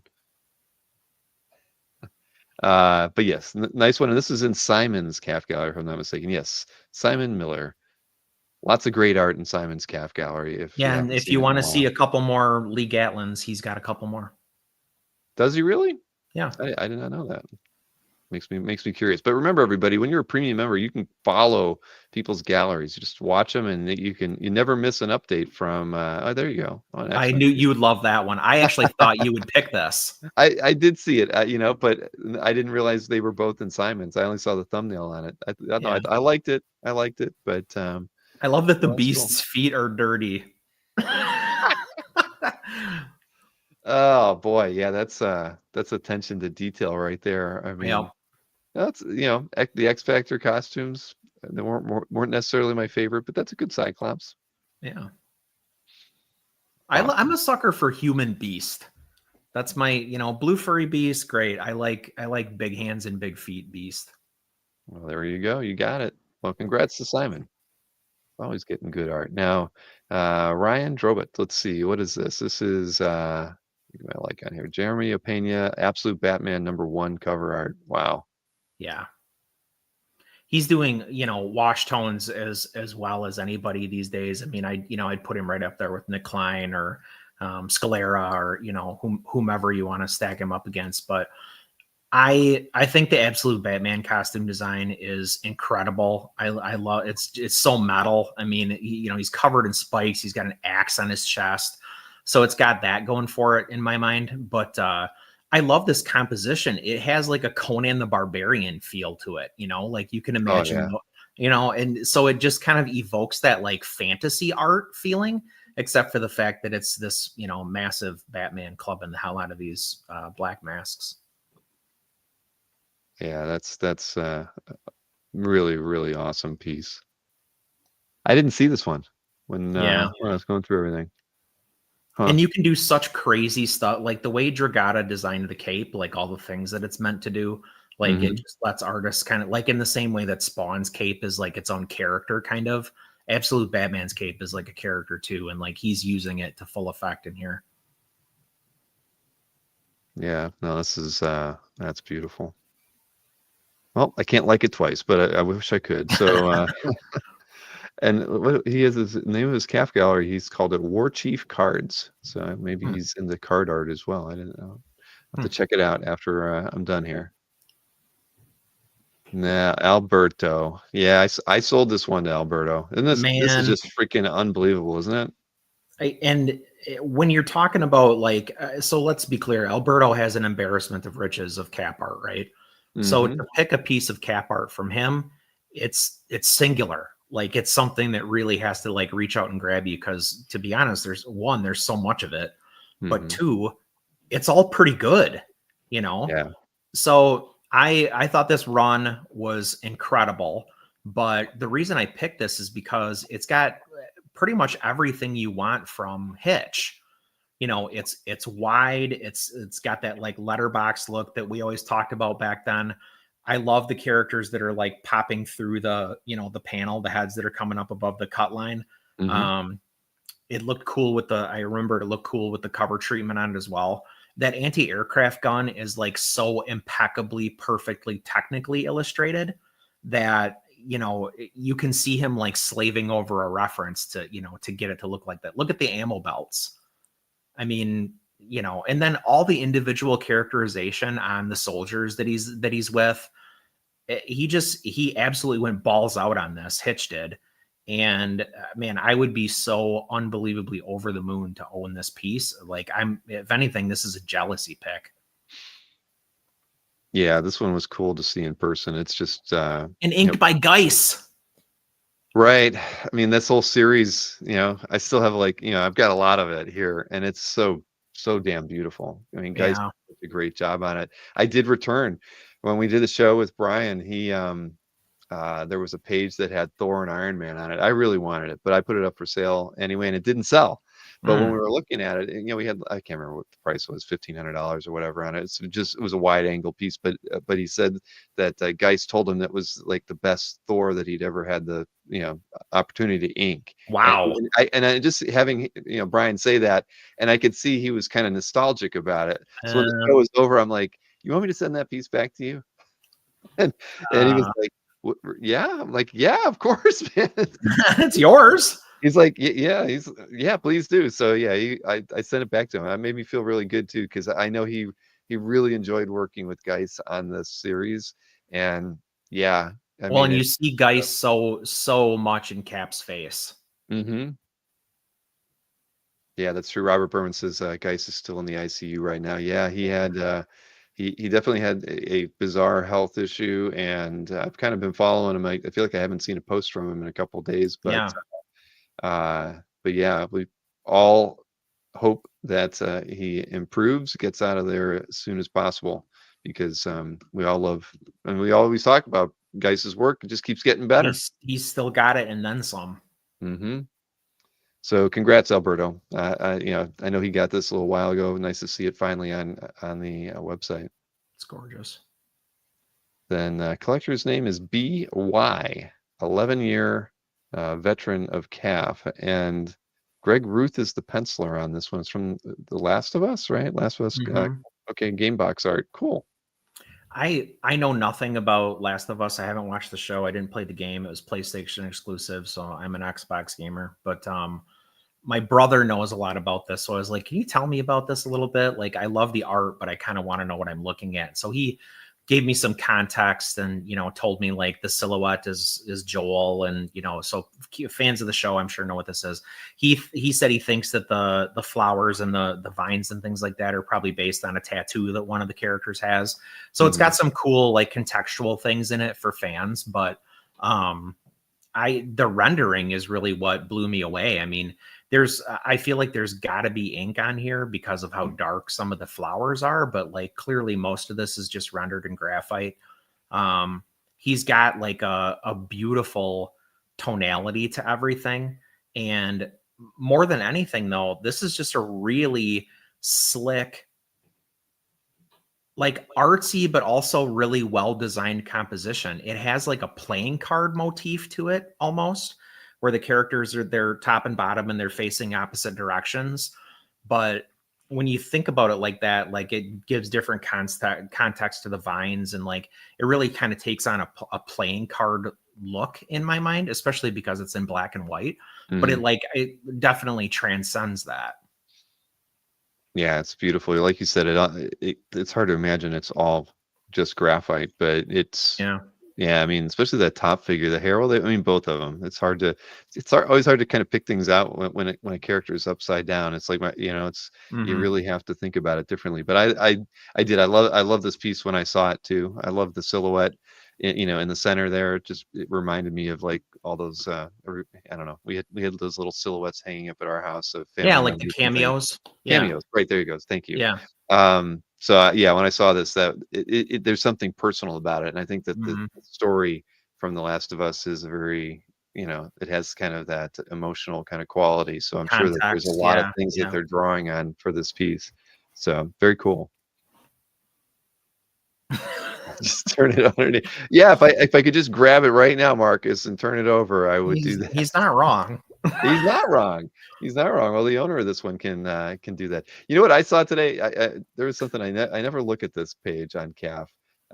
Where is it? If I go over to here, it's because it's not linked. I don't go to the all members galleries pages too often, but I always forget there's this link on here that says today's CAF anniversaries, and I clicked on it. I'm like, whose anniversary is today? Frank Giella is celebrating his gosh darned 20th anniversary today on Comic Art Fans. Longtime premium member, the amazing Frank Giella, 20 years on CAF. Congratulations. He's only pops in the chat every once in a while, but he posts stuff on CAF pretty regularly. Many of you guys have met him at shows before. He goes to New York Comic Con a lot, but and a very noteworthy father as well. But I just thought that was cool. It made me think, I got to pop over on this page a little more often to see milestones like that. And it was just cool to see that, and I should, what, I'm going to leave this open. I'm going to make sure I shoot him an email thanking him for being a member of the site for 20 years today. Happy anniversary. Yeah, the anniversary. So this is in Oliver's CAF gallery. Yeah, I thought this was really cool too. I thought just the way he's handling the character was fun. Yeah, I like the like almost, elfin kind of like fantasy quality to the face Hmm. because, we think of, I mean, Psylocke's obviously fairly tough. But it brought like a softness and like she doesn't struggle in the femininity department certainly, but it brought a softness like to the overall like look of the piece that I thought was nice. I really loved the like the flowing lines on her torso, like that Yeah. really just follow that contour. I think that was cleverly done. It's a pile of hair, like it's a pile of hair to the point that it's become a graphic element here. But it's just a good composition too. I mean, it's really well balanced. It's got a symmetry in spades, like with the two swords like framing the figure.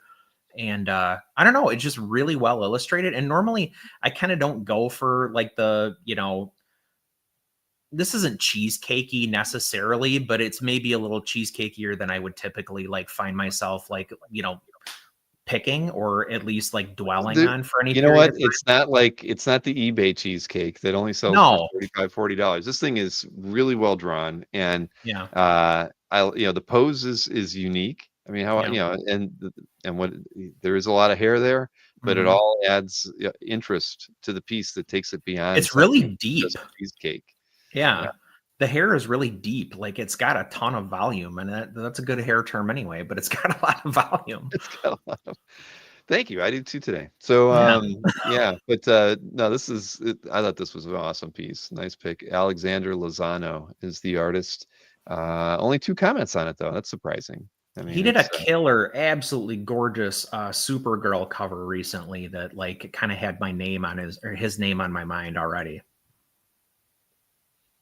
hair and katanas. There you go, Joe. Very nice piece.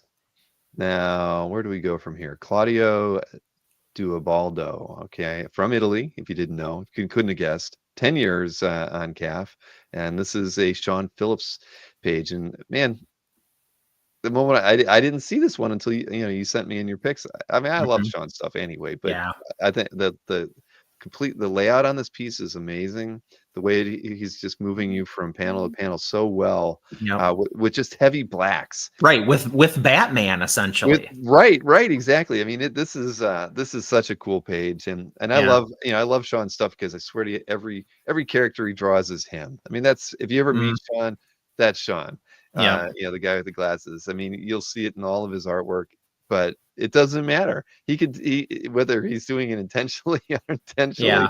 Yeah. It's so fun to So see. I many mean, so many artists, honestly, you meet them and you're like, "Oh, I see why you draw your faces like you do." exactly. Really? I mean, it's an old, standard trick. Like if you can't get like a facial expression, you take your phone out or you look in the mirror and you like snap a picture. Like that's what you base it off of. But I love the like feathery kind of like tendrils he has coming off of Batman here. It adds like a ton of like tone to it's a story element on this page, right? Because Mhm. he's trying to convince he's pumping up the mythos of Batman here. And it's obviously working. And it almost makes you start to wonder, like, are you kind of seeing this through the lens? I think it's Commissioner Gordon. I assume it's Commissioner Gordon. Are you That's what seeing it through his lens where Batman is like so terrifying that he's not even seeing him properly? He's not seeing him as like human. He's seeing him as this like demonic figure that like we're looking at on the page. Yeah, no, I love this. He's so masterful. He really is one of my favorite illustrators out there today in comics. I mean, he's just so darn good. And yeah, and the work he's done with Brubaker over the years. I mean, Yeah. they're Well, just, and you part of it, I'm sure, was you and Chuck were talking about it the week before. So yeah, Sean Phillips was front of mind, and then I saw this and I was like, oh dang. yeah, that's a good pick. I didn't see this one either. I don't know how this one slipped by because I even have Sean as one of my keywords. I guess I wasn't paying attention to my keyword alerts. OAX 2026. You never know, Marcus, but I don't know. He's a busy guy. But would we love? Of course, Sean Phillips would be great to have at the show. I mean, I Maybe haven't Ed seen him Ed in over Brubaker 20 would years. stop by. Right? Maybe they got something that going on. Yeah. Yeah. I mean, I don't think Brubaker doesn't go out too often to shows. That would Mm-mm.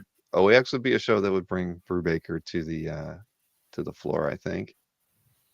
Get my like on that one, and then Mr. Palmiotti This thing is this is so crazy. When I saw it, I mean, I would have picked it too. I mean, it is so visceral and Yeah. just insane. Twisted, It is gnarly.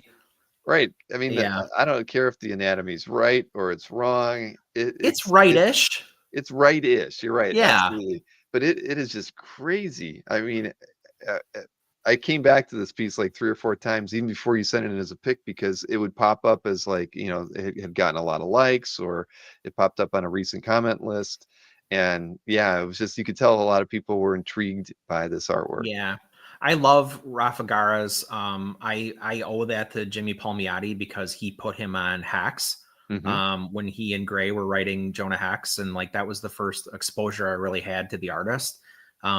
He's the kind of artist like a like a Bisley or a Simon or a Keith or where they're like, you can't, again, it's not about the accuracy of the anatomy. Clearly it's highly stylized. Like everything on here is distorted a little bit, twisted a little bit, accentuated a lot. Hmm. But it's comics, right? And like you can't make an actor look like this. You can't make it, whatever. So like this is something like this level of stylization is something that is unique to comics. And that's what I think I really love about it. And Gara's like, he pushes all of this stuff. Like he pushes his compositions, he pushes his anatomy, he pushes his design, like all of it into this, like, again, it's like, it's not real, but it's real enough that, I mean, this is Wolverine, right? We read it, we get it. I mean, it's phenomenal. I mean, I want to see this one. I'm going to drive over to Jimmy's place in Tampa and ask just to see this piece. Yeah. It's just that amazing, and it just the layers of the paint. I mean, I don't know if it's gouache or what he's Looks using. gouache to me. It It's does. really flat. There's some tonal like ink stuff too for sure, like on the claws. But yeah, it does read like gouache, especially the backgrounds. Right. No, I want to see this one in person. Okay, well, I'm just going to invite myself over to Jimmy's place. Do it. I love it. And if you could take a picture of you and Jimmy with it for me. And All right. No, I will. That's the closest I'll ever get to having this in my house. Right. I love it. Jimmy's got a great eye, man. He's so fortunate that and yeah, this is awesome. I love it. I even love look at how he signed it. Just kind of floating there above the branches or whatever. Yeah. That's great. Jimmy. So let's see. Where are we going to from here? Kelsey S. Oh yeah. All right. Tell me about this one because I know nothing about Snarlagon. So this is Andrew McLean's giant monster book. Okay. Most people know him from Headlopper. I think he's one of Felix's guys. He has this cartoony, open, clean, but like at the same time, like funky style. What I really loved about this is how patterned it is. Like the top panel, the third panel, like it's almost repetitive, but like as a device, it works so well, especially with these thin stacked panels. Yeah, no, it's really, really cool. Yeah. It's just fun. It's just fun to look at. Yeah. Yeah, I do kind of, I the whole idea of the X shapes in the first panel to the right. I mean, it's almost like it was done for something else, not a comic. It's almost like a print. Well, it's so patterned. It's almost like gift wrapping or something, especially the first panel. And the Right. third panel, There you go. where it's literally just, repetitions across that strip. Mm-hmm. Well, very cool. Very different. Yeah. And Kelsey S. Well, congrats, Kelsey S. for that one. Next up, Edward E. And what do we? Oh yeah, this is a fun page. John Byrne. I love that first panel. This is such a fun page. Yeah, this is a nostalgia pick for me. Like I was such a huge DC reader at this point. My exposure to John Byrne at this time was really just limited to like my best friend at the time. His brother had been buying FF back issues. And so, I knew about John Byrne because he worshiped John Byrne, and then John Byrne came and did Legends at DC. I always loved Guy Gardner, but like that first panel where he's got the bubble over him and, you know, he's sitting there. I just like, I was like, oh my God, I so deeply remember this from being a kid. Yeah. Even I bought Legends again. Yeah. And, you know, I John bet Byrne you was did. doing, Yeah. you know, I'm all in if John's working on it. So no, Yeah. this was good. I really like it. Yeah. So first and foremost, nostalgia. Second, I'm a huge Guy Gardner fan. Third, and sorry, Chuck, John Byrne. Yep. Suck it, Chuck. It's a good one. Then, okay, this is your last one, right? This is Yeah. from Scott Sloan's Calf Gallery, and it's funny. I see that name and it's like I don't recognize it. 17 years on Calf. I don't know how Wow. that sometimes, but nice Stelfreeze shadow piece. Yeah. Stelfreeze is just, I mean, he's such a great composer, and you know his compositions are great, his colors are great, and It's his palette. Yeah, his palette for me is always really what like sends it home. And it's Mhm. like it really is specific to him. I mean, no one else does this, and no one else really has ever done it. You can tell a piece is Stelfreeze by the colors, not the, you know, obviously the quality of the painting's high, the quality of the composition is high. He's a great designer, all that stuff. But when you see his palette, you know that it's his. he even drew the rifling in the barrels. Right? It's Yeah, crazy. I mean, people sleep on him as a technical artist, but man, the way he draws guns and cars, and I mean, he has got that in him. Yeah, this is beautiful. This is really, really nice. Oh man, yeah, that is great. Wow. Now did it? Nope. I thought I clicked it twice. And the hand lettered logo. That doesn't hurt. No, yeah. Okay. So it was a commission. Yep. Well, congrats, Mr. Sloan. This is really, really nice pickup. It's a beauty. And You could easily see that being a cover, right? oh hell yeah. I could. And not even with, you know, not just because that he drew the shadow logo in it. I mean, of course, it's perfect. Yeah. Wow. All right. Well, that very nice set there. I will. I hope to compare. I think I picked all easy ones. I think as I always try to do. There But were some major league, like there were some huge pieces of art added last week. there was. Now this is in Mikhail's Calf Gallery, Toru Terada, and I remember Mikhail saying something about it when we showed this piece because it was a Japan Comic Art Expo drop, and I remember he even says he wasn't too into the Zatanna image that we had available for sale, but it intrigued him enough to reach out to Yoshi and get a death commission. So I guess he just got it in recently, and I just I love the fisheye lens effect on here. There's this is an illustration. I mean, when I look at the way the her face is drawn, the hair, everything's just kind of flowing, and you know while this could make a great cover to a comic book, I mean this is just a gorgeous illustration. This guy has got some incredible skills here, and it kind of feels like an album maybe it's the fisheye, but it feels like an album cover. I mean, to me it could, I mean, but again, just gosh, I mean, the more yeah, it reminds me of nice. Amano. Yoshitaka Amano. Sorry, I was just reading the chat. Yeah, you're right, Marcus. There was I remember a couple people were saying they wanted to commission them when they saw that. But I get it. Yeah. But yeah, this is amazing. So congrats, Mikhail. This one's a beauty.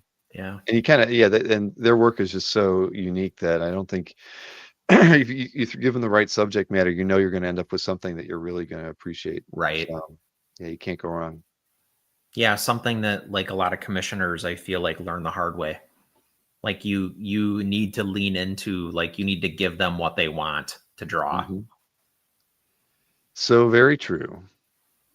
All right, let's see. Next up, before I lose my voice, I'm losing it already. Glenn Crane's Calf Gallery always leans into illustration, and I think he actually posted a couple pieces that were really nice. This is Virgil Finley. I've picked Virgil's work numerous times in the past. As have I. Yeah, I mean, I just love I just love what he does with the line work.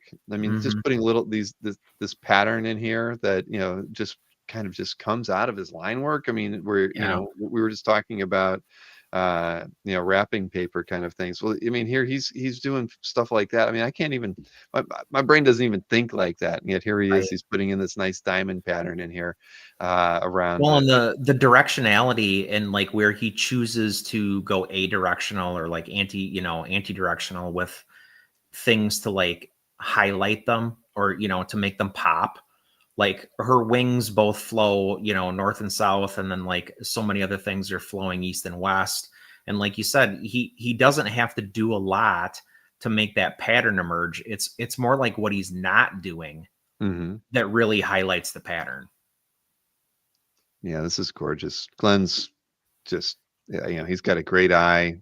Clearly, he's got a lot of, he knows a lot of people in, you know, in this hobby to be able to, you know, have people who would sell him something like this or know that he's Mhm. interested in it.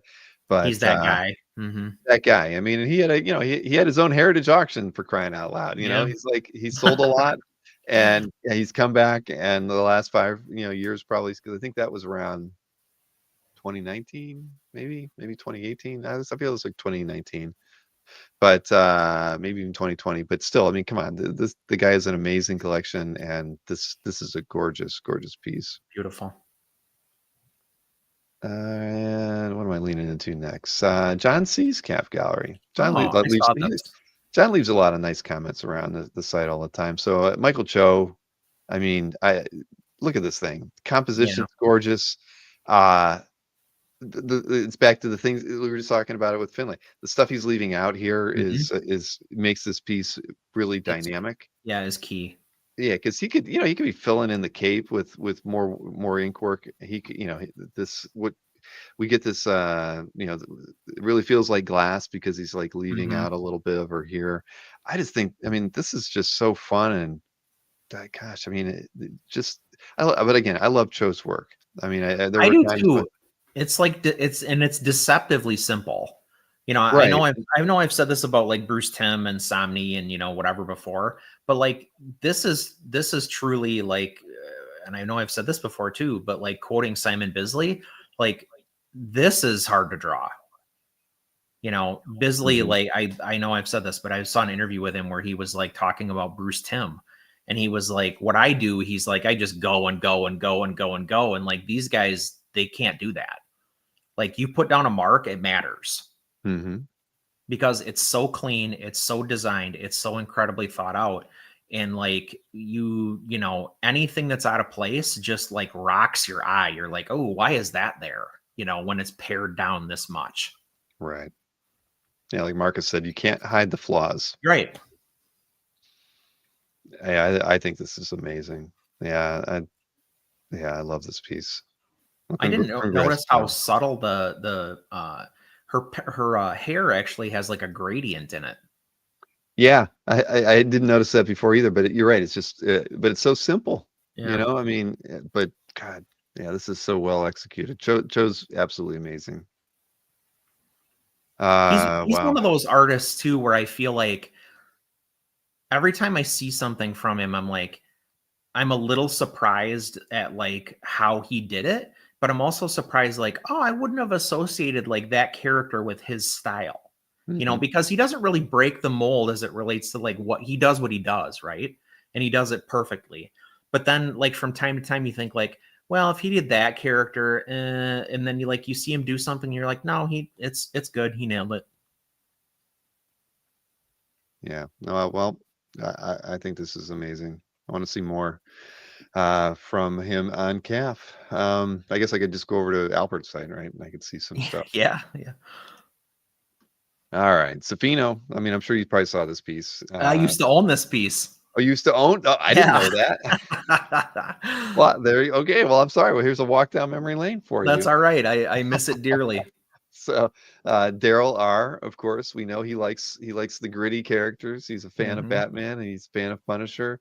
And I think I actually sold him a Punisher hitch cover way back when. Yeah. But this is awesome, man. Why did you let this go? What's wrong with you? That's a long, convoluted story. Suffice to say, I got something great in return. Okay. Yeah. All right. I could, you know, I figured, you know, I couldn't pass this one up because it was just too nice. I love Yeah. the wispy smoke coming off the gun. It's like Yeah. of all the silly details on the piece, No, that and was one of the there's things. a lot of them.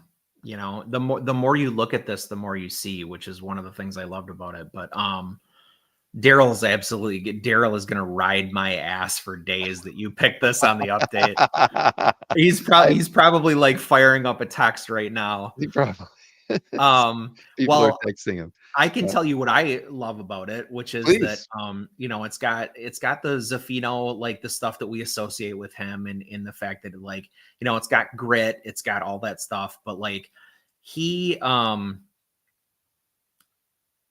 he drops out a lot of the stuff that like he doesn't want you to look at as much. So if you scroll down, Mhm. like there are quote unquote unimportant elements in here, right? And it just so happens that it's like the dead guys, the boxes, you know, the torn up palette in the background. Like he goes out of his way with tone to like, you know, to Punisher's front and center regardless, but he goes the extra mile to like drop all this stuff out that's still there, but he just uses tone to like make it less visually important. Mhm. Yeah. No, I love this piece. Zaffino's just amazing. Yeah, Yeah, this he is is terrific. gosh. Well, yeah, so, the one that got away. Then I picked this piece. I just thought this was a fun piece in Ian's calf gallery. Ian has a few different things that he leans into. Usually it's a Guardians of the Galaxy or something, Mhm. but I just thought this was a nicely penciled Star Wars piece, Mandalorian. I don't know. I like the composition on it. I kind of like the. It feels like it doesn't. It had this haphazard but not haphazard feel to the layouts on here. It's like, did he really? It's like, it almost doesn't seem intentional to have like this panel be almost horizontal and the other one off, Mhm. and there's I just thought it was a fun piece, and not being inked too. I really liked seeing this thing. Yeah, you get to see more of like, you know, what we'd consider like the underpinnings of the drawings. Right. I always like that. You know, I like seeing process and things like that. And in a way, this is like you know, in a process piece, because you know, to your point, it's not inked, but you get the full effect. Hmm. I think it's fun because it's like it's a chase, you know, and like he's got some like chasey panels going on in here. So it's got like a lot of dynamism to it, but Yeah. I like how busy it is, but at the same time, it's also very, very cleanly rendered. Yeah. No, I like this one a lot. Yeah, for all the reasons you mentioned. Now that I'm looking at it, Ian's got a good eye. He does. All right. Well, congrats, Ian. So this was Stephen Cummings. I had no idea who the penciler was. I just like the piece. So not familiar with Stephen, but great pickup, Ian. Then Rafa Sandoval. You picked some more stuff in the past. I loved this. This is one that I circled back to, and I was like, I just talked about this guy. Yeah, I know you did. So I figured it was my turn. I love it. This is like, it's such a classic kind of like a cover image that you would see two characters squaring off. I just thought Yeah. it's just got all the right everything about it is just perfect. The Well, characters are it's kind of turned, their bodies are sort of facing us, even though they're yeah. facing off, and it's so powerful. I love the It's way the got background's great handled. symmetry. Yeah, the Mhm. background stuff is absolutely like looks digital. I don't think I'm sure it's not digital, but man alive, this is so cool. The motion blur, I mean, Superman and Lobo is like a pairing I absolutely love in the first place. It was hard for me not to pick this. Yeah, trust me. And I went back to it, and I'm like, I gotta make sure this isn't digital. because Right. because the tonal work is just so smooth. I'm like, Yeah. okay, let me go back. All right, it's pen and ink. They made a point of saying it's pen and ink, Yes. instead of mixed media. Now and I still had to check it like 2 or 3 times because I I just know. still didn't believe it. Because even if we could look at the background and say that looks like it could have been done digitally, I just think his line work and the tonal stuff in here is too clean. But we look at DeMio now, and there's Yeah. a few artists that are kind of taking this similar kind of approach, and Yeah. bringing in the things that probably influence them as visually, that are all like digital references, graphic design, things that are Yeah. enhanced in some way, and they're bringing it Movies. to our Yeah. physical art, right? Movies too. So this is gorgeous. This is Yeah. just so damn nice. The imminent kiss. Okay. Yeah. uh That's the next page.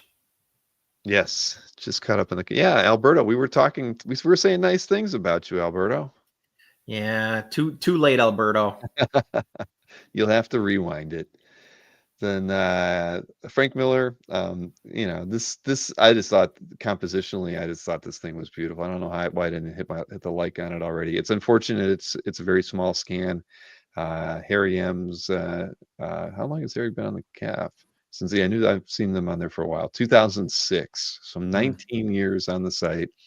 But I don't know. I mean, it's simple but elegant, and it works. It's not the Yeah. the Miller kind of stuff that we're seeing of late that just doesn't Ooh. really kind of resonate with a lot of us. I feel this is.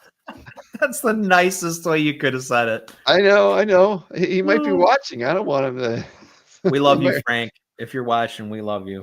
But I just think this is great. I mean, the figure eight, her, the leap, I love the way he's kind of handled her hair, kind Yeah. of giving Over us the face. the face is just kind of blurred. I mean, it's Yeah. good. I mean, it's Yeah. just really good. And Yeah.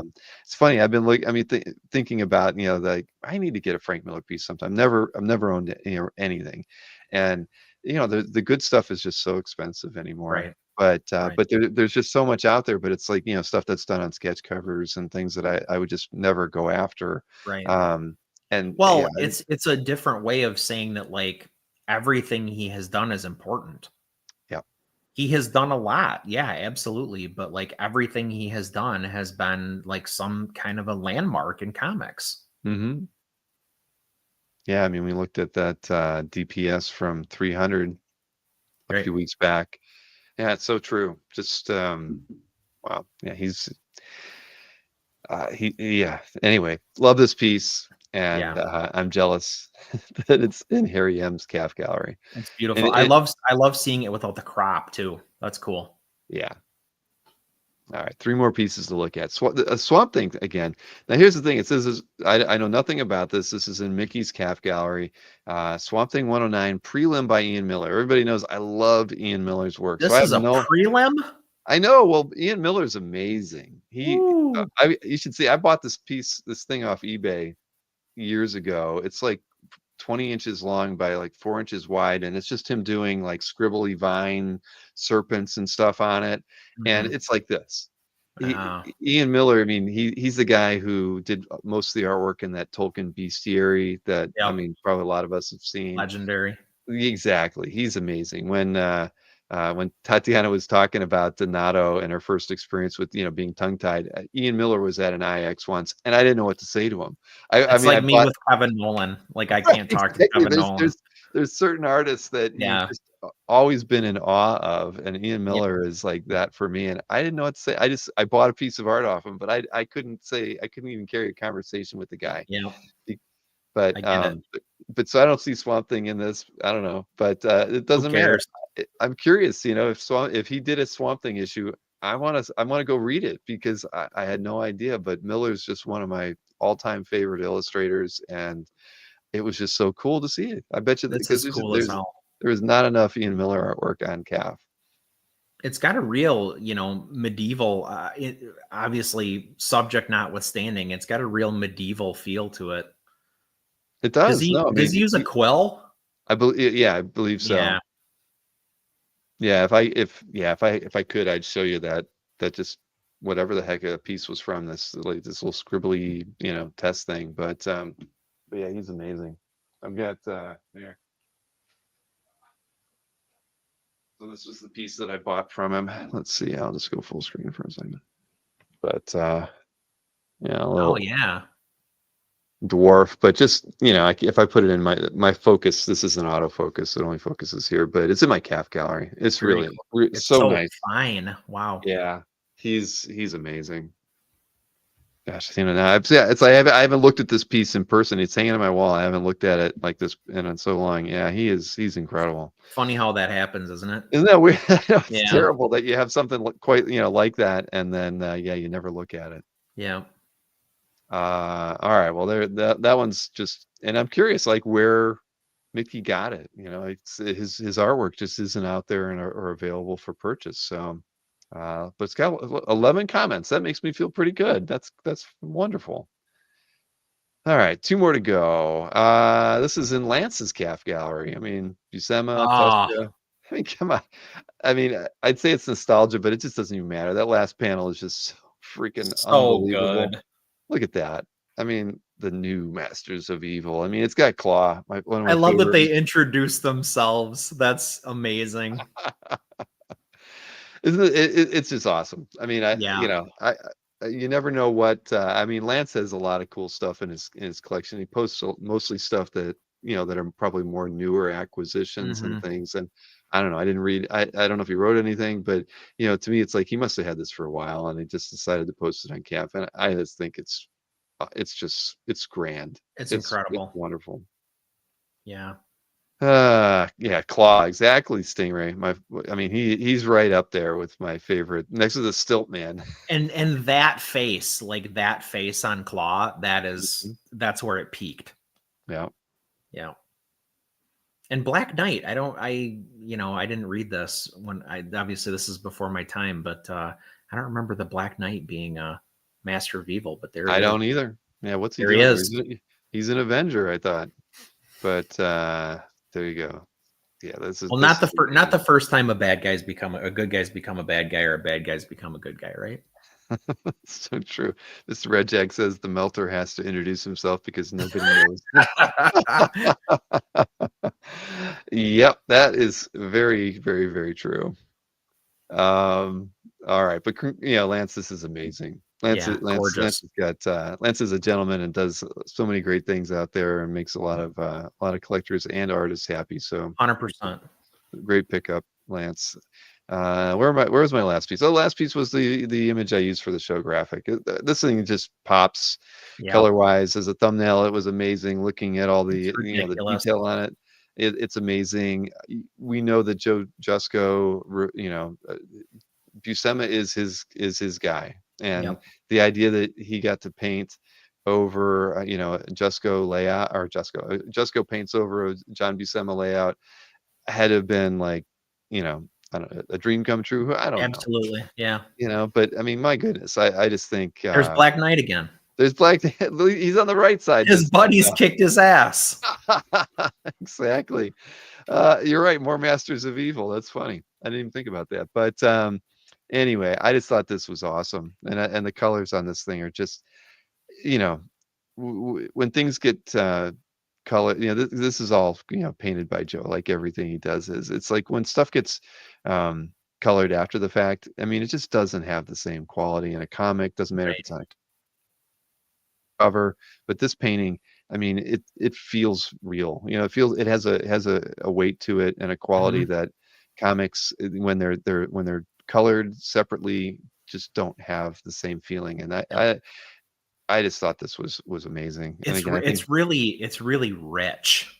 It is what I think. And I mean, the blues. Look at the blues on there. I mean, it's just crazy. Right. They pop.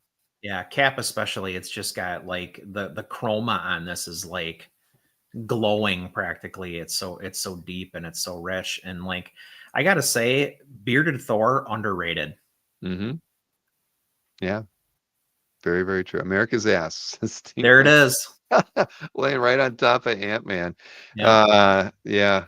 But anyway, we should get out of here before Marcus starts making comments about characters positions. That's right, exactly.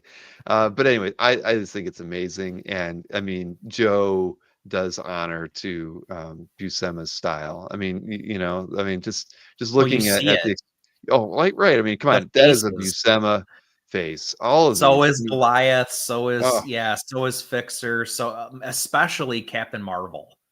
That is a Buscema Captain Marvel face if I have ever seen one. Man, yeah, So this is in Dan our Paddock. friend Dan Dan Paddock's Calf Gallery, and Dan's got. I mean, A man of if you're impeccable taste. I'll tell you, if you ever run into Dan, because Dan does not post hardly any. Well, he has stuff on here from his collection, but not a lot. If you ever run into Dan at a show, ask him to pull out his phone and show you the images on his phone. Yeah. It could take an hour, but You'll you find will him outside. He's going to be outside having a smoke, and when you see that exactly guy that's Dan. right, and you will be so happy to have gone to, and seen what he has in his collection, because it'll just blow your mind. Yeah. Like he had that Alex Ross behind him the other day. That was amazing when we did the heritage recap. But yeah, he's been in the hobby a very long time, and he has an incredible An collection. unbelievably nice guy. Like, holy hell. Yeah. Yeah, so true. He introduced me to Dino. I mean, Oh. believe it, yeah, Dan did. We were talking one day, and he's like, "You got to get Dino to do something, do an interview with him." He's like, "Dino's a good guy." Yeah. Like,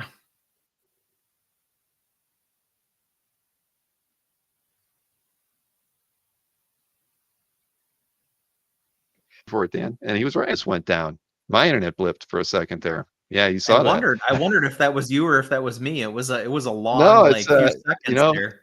Emma must be playing a little, Fortnite or something. I don't know what she's doing tonight, but anyway. They don't play Marvel Rivals?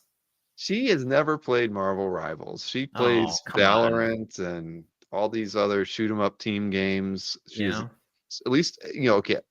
I'll just say that I don't believe they have. Not Okay. one of them. They should. Okay. Anyway, but hey, we made it, and it's not midnight. We did it early. It's the chicks playing Chicken Run. Yeah, it could be something like that.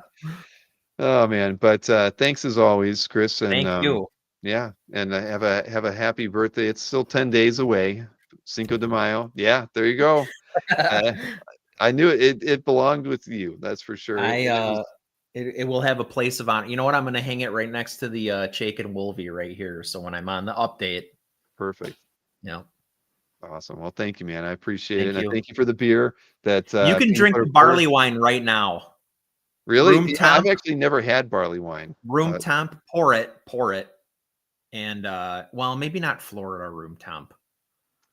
Yeah, it was pretty. Put it in the freezer put it in the freezer for 10 minutes.